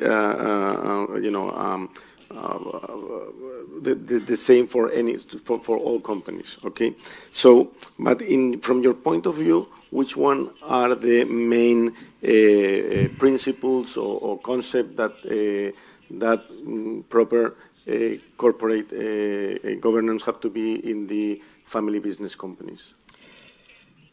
Thanks for this question, which I think it could take me an hour, so we'll try to condense in a few minutes. Let me say, first of all, that we just released the first Italian corporate governance code for family firms, supported by the Stock Exchange, the Association of Industrials, the Association of Family Firms. So it took 4 years or 5, through the process with all the association to be sure that we are endorsed. And this is, from the political point of view. But from the practical point of view, we spent equally 4 years to produce 10 pages because the problem was exactly what you mentioned. So what should be the governance for a private firm, not listed in a market? And we basically rewrote it 20 times because, of course, we shared with entrepreneurs, we collected feedbacks, because it's not easy to say, what is, but there is no universal answer. What we are trying to make now, probably similar to Belgium, is to create, let's say, different levels in terms of size and complexity of the family. For small firms with a simple family, so governance is one thing. For a large firm with a complex family, governance is another thing, okay? And this is part of the design. But if you want to go to the very, very, very basic, I think that probably family firms should consider to have a board of directors, because we have a large number of companies without a board of directors. Let's consider that I study only large family firms. And among the large family firms, we have 20% of firms which are without a board of directors. We're not talking about small firms, we're talking about large firms. And still, companies with even more than 1 billion revenues, they are without a board of directors. This is, in my view, unacceptable, okay? Because, you need at that point to have some structure. The second point is to have some succession plan, okay? So this is another basic thing that, as he said before, companies are definitely reluctant to consider. And the third one is to agree in some way. I'm not the one that say that all family firms should have a family constitution, because maybe some firms they simply don't need. In some firms can be a source of conflict, depending on the family. But, you should have an idea inside the family very clear that you need to split the family from the business, which is a governance principle in the end. And how to make it, the first way to make it is to select people, even also inside the family, according to competence. So using outsiders, for example, to make more assessment of competencies. So it's not a shame to go to someone specialized and say, look, this is the family pool. We want to understand, which competencies we have, to allocate, these competencies inside the firm at the service of the firm. And rather, the answer is typically no, we do it inside, so we don't want to disclose outside. We don't want to show our weaknesses outside. I think these are more cultural aspects than governance aspects.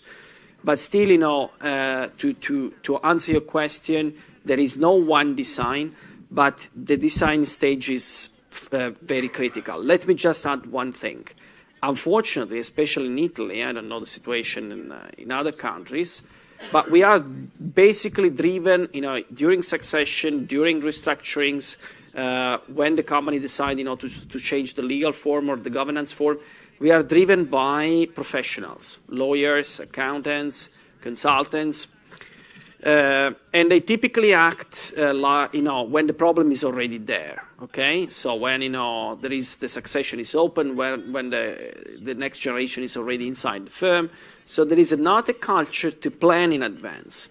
And this is one problem. The other problem is that, these different professionals do not work together. So the problem is that, they all see each other like competitors. And this is wrong because, a family firm needs a lawyer, needs an accountant, needs a tax consultant, and also needs someone that is able to connect, the family with the governance structure. So you need different professionals. They complement each other.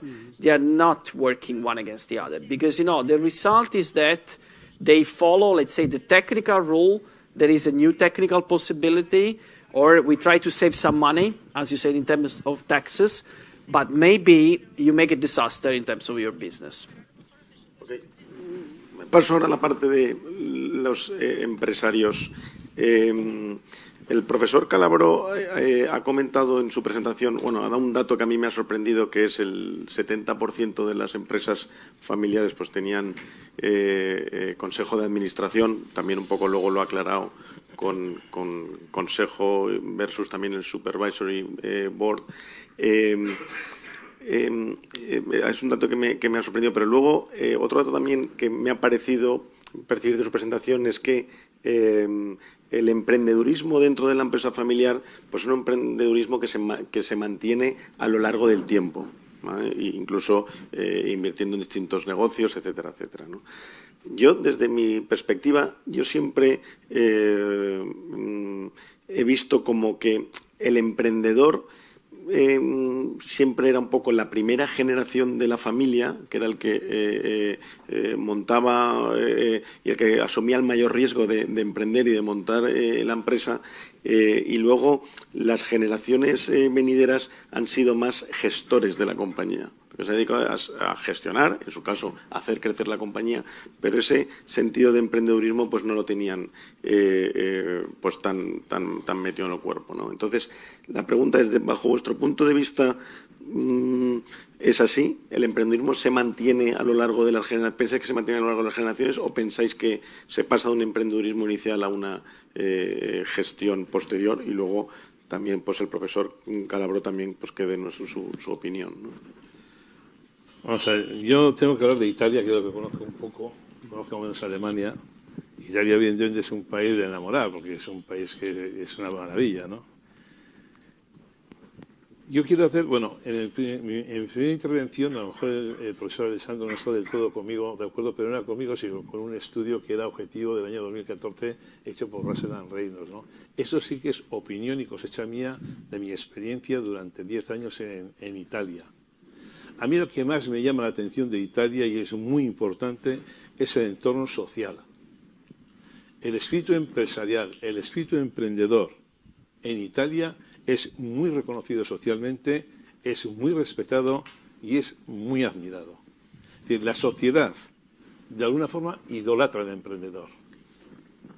Claro, en este ambiente, es un ambiente muy propicio para que salgan emprendedores. Y que salgan emprendedores con un vigor importantísimo, con un compromiso ante la sociedad ante la que han salido, y con un tema que para mí es muy importante, que es el orgullo de pertenencia. Y quiero explicar qué trascendencia tiene todo esto. El italiano ya, cuando nace como emprendedor, nace pensando en el mundo. Hay una expresión en Italia que suelen decir, no sé si lo diré bien, que todo el mundo il paese, es decir, todo el mundo es mío, es decir, mi lugar natural es el mundo. Y claro, es que nace con una capacidad de penetración en mercados internacionales impresionante. Voy a ver este hecho concretamente de que sea muy reconocido socialmente y el hecho que salga a vender en el exterior. Estos dos vectores, ¿qué beneficio reporta al empresario italiano? Para mí el empresario italiano, como tiene que salir a vender, tiene un encanto especial para vender. Y vende país. Lo primero que vende es país. Se vende a sí mismo. Vende empresa. Y vende su producto. Y su producto no tiene que ser mejor que el de España. Pero es que lo vende con tanta pasión. Y no hablemos concretamente del tema del aceite, porque ya es en sentido insultante para España. Vende con tanta pasión que permanentemente, como tiene que salir a vender, va ejerciendo concretamente el arte de vender y va enriqueciéndose en el arte de vender. Pero al mismo tiempo, como tiene que vender en el extranjero, tiene la gran oportunidad de ir a la universidad de la vida, que es el viajar. Que es una universidad espléndida, donde aprendes muchísimo. Y si vas con ambición de ver, ambición de aprender, ambición de copiar, pues tienen una agilidad, a mi modo de ver, enorme en adoptar profundos cambios en los procesos suyos de organización, de producción y de comercialización. Es decir, que están en un permanente ayornamiento de su propia empresa. Claro, evidentemente, esto que constituye una persona que está trabajando se encuentra muy dueño de los valores que le están permitiendo seguir creciendo, que además son muy rentables. Y al mismo tiempo tienen un compromiso con su propia, comunidad. Al tener un compromiso con su propia comunidad, pues realmente quieren triunfar. Y para triunfar como empresarios, a mi modo de ver, desarrollan dos vectores importantísimos.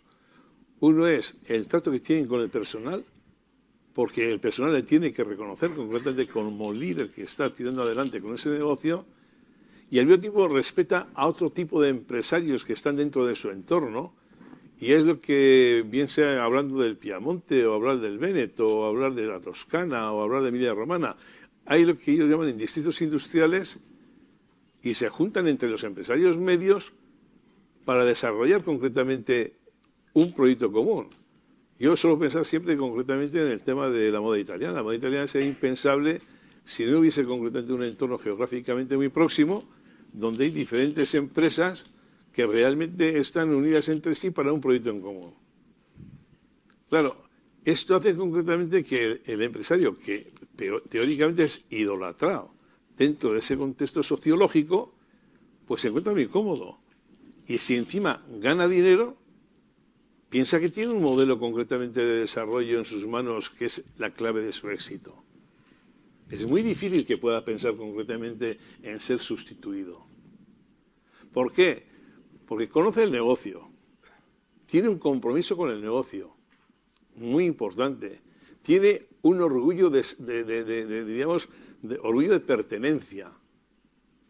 Yo conozco empresarios, evidentemente, que tenía un íntimo amigo mío, empresario Romano Prodi, que murió a los 92 años. Y no había dejado absolutamente a nadie detrás de él, porque no veía dentro de su entorno familiar alguien que tuviese ese mismo espíritu emprendedor. Pensar concretamente que en ese entorno cultural estén pensando concretamente en la sucesión es muy difícil.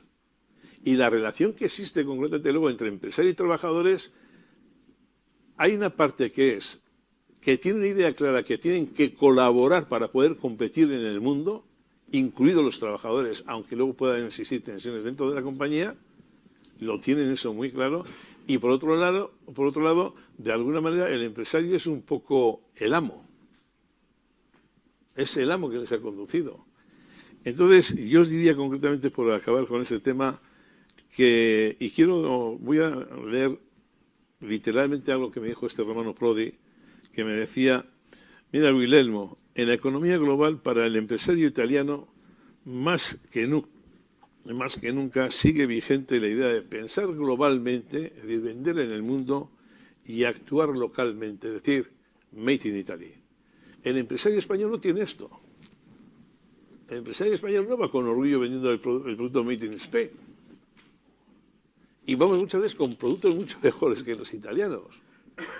Pero por diseño, o por falta de energía, o por falta de entusiasmo, o por falta de confianza, o por falta de no sé qué historias, pues resulta concretamente que no tenemos la misma eficacia. Y acabo con una cuestión, aunque luego desarrollaré si hay tiempo con otro tema. Ese sentido de localidad, territorialidad, de protección de lo que es el empresario italiano, nos lleva a los empresarios de fuera a que cuando vamos concretamente a vender al extranjero, y concretamente en Italia, yo os puedo decir que nosotros con nuestros clientes, llámese Coop, Conad, Selunga, Finiper, los importantes de Italia, nos reciben concretamente con los brazos abiertos, porque dicen, claro, vosotros venís de haber trabajado durante muchos años con marca, nos estáis haciendo planteamientos, marketing, posicionamiento de producto, etcétera, formidables, con una gama de productos y una innovación extraordinaria. Tenemos una gran credibilidad por ser empresa familiar, porque las empresas familiares tenemos mucha credibilidad en Italia, pero es que no sois italianos. Y queremos comprar producto italiano. Y esto nos está obligando como empresa, porque para nosotros Italia es un mercado estratégico, de tener que tomar posiciones accionariales en una fábrica de Italia, para que podamos ir ya con todos esos señores, porque cualquiera de esas empresas, sea Coop, están muy ocupados, llamamos por teléfono y es que nos reciben a la primera, porque saben que cuando ellos tienen un problema, llaman por teléfono y hablan con el dueño y tienen una solución inmediata a su problema. Luego tenemos muchas cosas para poder competir en Italia. Pero dado concretamente que en Italia existe, digamos, este sentido ya lo que antes comentaba concretamente de sentido de pertenencia, esa pertenencia lleva concretamente también a proteger al entorno de empresas empresariales. Yo envidio muchísimo el espíritu que tienen concretamente los empresarios italianos, muchísimo. Y para mí esa es una de las dificultades que pueda tener, Alessandro, no sé si estarás tú de acuerdo, en que no se defina concretamente lo que es la continuidad del dueño. José Juan. A tu pregunta de si la primera generación es emprendedora y la segunda más gestora, es cierto que es un hecho que podemos constatar y que vemos, ¿no?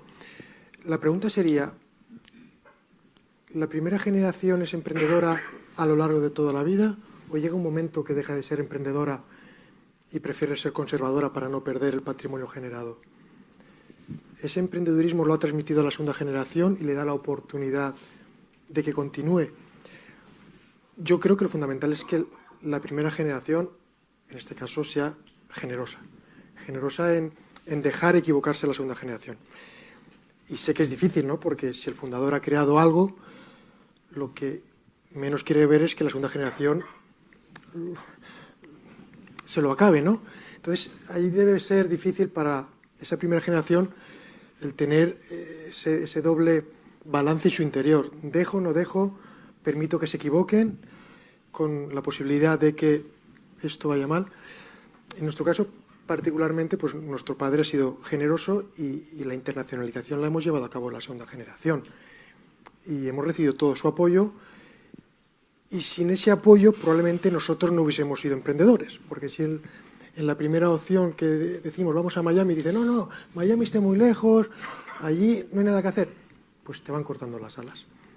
Si cuando volvemos dicen, pero ibais a Miami y ahora compráis a Alemania, pero estáis chalaos, por lo mismo, si te cortan las alas, entonces yo creo que es muy importante que las dos generaciones hablen el mismo idioma, la primera deje a la segunda hacer, y la segunda, pues, se equivoque lo menos posible para dar confianza al padre y seguir apoyando ese crecimiento. Bueno, precisamente nosotros de la compañía hemos tenido un poco ese desarrollo. Yo estuve durante una temporada de SEO y lancé concretamente a mi hijo a abrir concretamente mercados a nivel europeo. Ahí se forjó muchísimo concretamente en todo lo que es sacar proyectos y desarrollarlos a tope. Y ya cuando vi que estaba realmente formado es cuando yo le delegué, diríamos, el compromiso de la dirección general de la empresa. Estoy de acuerdo contigo en eso. Professor, if you want to say. Yeah, so thank you. It was very interesting. So the experiences you are sharing.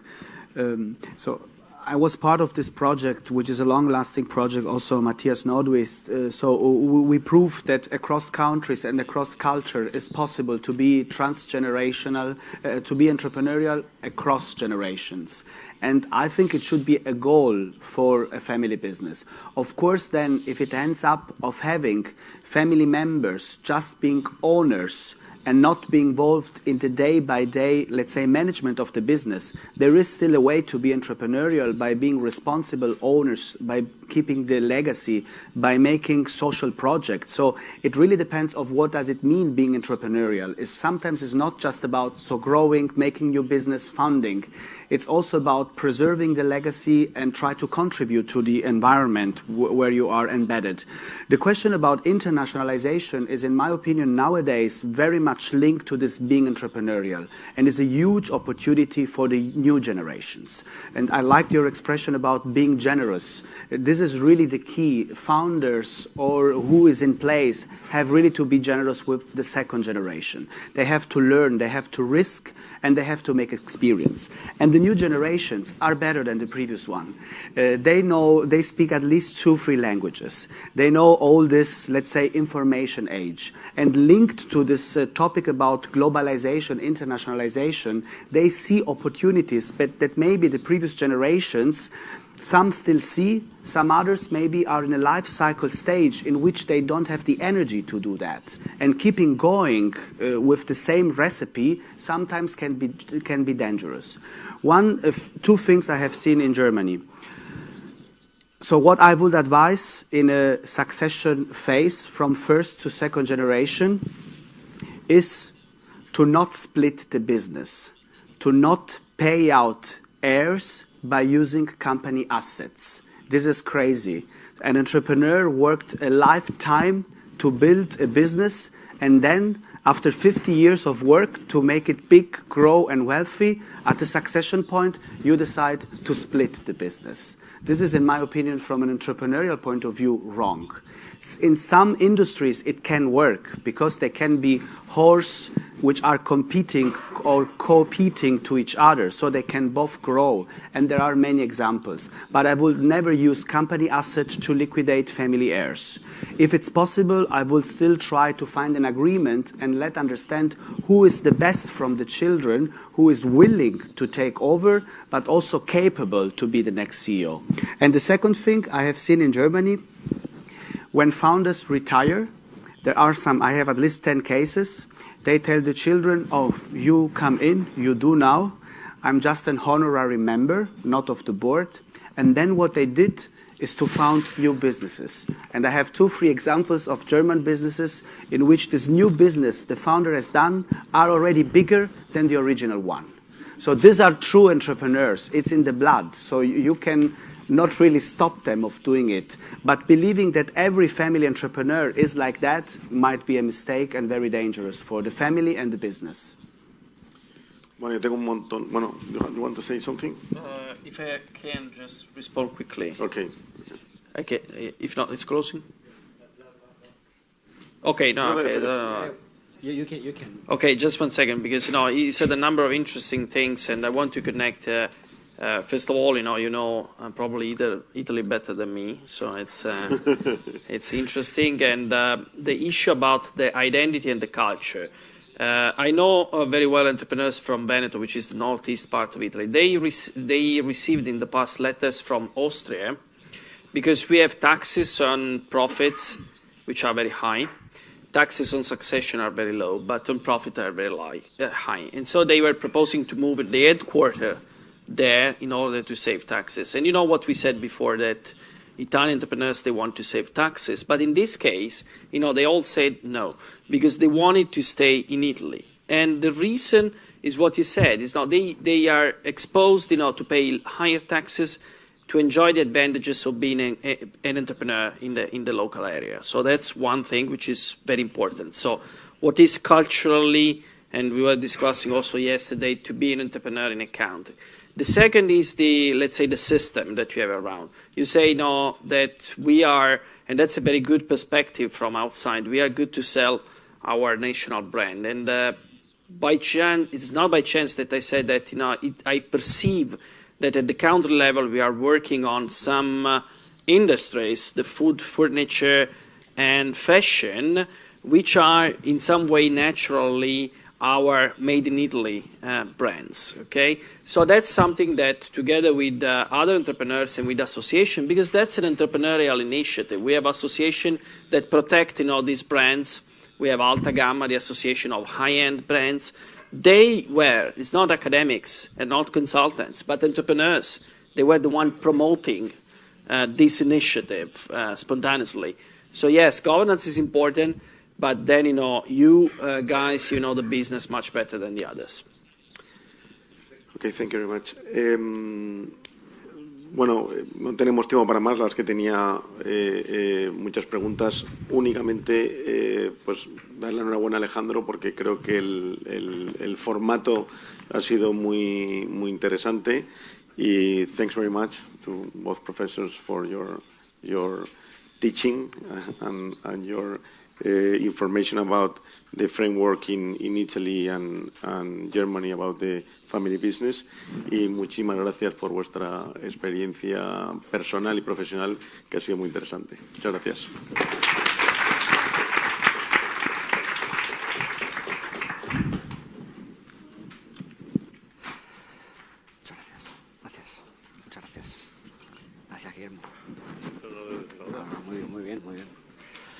Bueno, voy a ser muy breve. Había prevista una pequeña conclusión, que tenía 20 minutos en el programa, yo creo que por error, porque 20 minutos de conclusión sería un aburrimiento. Entonces voy a ser muy breve. En primer lugar, quiero agradecer a todos los ponentes, a los empresarios y directivos que nos han acompañado y a los moderadores el trabajo que habéis hecho. Yo creo que bueno, era una nueva experiencia, era un nuevo formato, yo creo que ha funcionado bien. Hemos aprendido mucho de lo que pasa en otros sitios, y a mí me vienen a la cabeza al menos dos grandes conclusiones, ¿no? Una de ellas es que bueno, los problemas, o los retos más que los problemas, los retos a los que se enfrentan las empresas familiares no son tan diferentes en unos sitios y en otros. En todos los casos tenemos problemas de sucesión, en todos los casos tenemos problemas de gobierno, o tenemos que resolver aspectos de gobierno, en todos los casos tenemos bueno, pues el desafío, en unos más que en otros, el desafío del crecimiento, en algunos ya se ha conseguido, de cierto modo. Por lo tanto, los retos son similares. Pero lo que sí que hemos observado en este caso es que esos retos se abordan de manera diferente en diferentes contextos. Quizás haya una parte cultural que ha influido mucho en cómo se abordan esos retos, pero de esas diferentes culturas se pueden aprender muchas cosas. Entonces hemos visto cómo el gobierno corporativo, bien trabajado, contribuye a medio y largo plazo a obtener resultados muchísimo mejores, y no solamente se veía en el caso italiano, que los datos eran más explícitos, pero también, de una manera indirecta, se veía en los otros, ¿no? Por lo tanto, también hemos visto la dificultad que muchas veces esto entraña desde el punto de vista del fundador, más a menudo más difícil para el fundador que para las siguientes generaciones. Pero, bueno, yo creo que estas evidencias expresadas de empresarios a empresarios y de expertos a empresarios nos van a ayudar a, bueno, pues a pensar un poquito más en cómo resolver nuestros problemas internos, nuestros desafíos internos en nuestras empresas. Y también desde el punto de vista de los contextos podemos aprender y podemos entender que hay mecanismos que se están utilizando en otros sitios que, claro, los impuestos al final todo es una bolsa, ¿no? Si quitas de un sitio tienes que conseguir de otro, porque si no, ¿cómo financias los servicios públicos, ¿no? Es evidente que al final hay que balancear, ¿no? Pero yo creo que de aquí sale un reto, también un desafío para nosotros los investigadores, ¿no? Y es conocer en qué medida el contexto está llevando a que a largo plazo haya un entramado empresarial más potente, más sólido y más estable y que resuelve mejor sus desafíos. Entonces, bueno, para mí ha sido un placer. It was a great pleasure listening to your presentations. It has been really enriching. I really learned lots of things. And now I think we have an opportunity to continue developing knowledge and to continue transferring knowledge to our entrepreneurs. So thank you very much.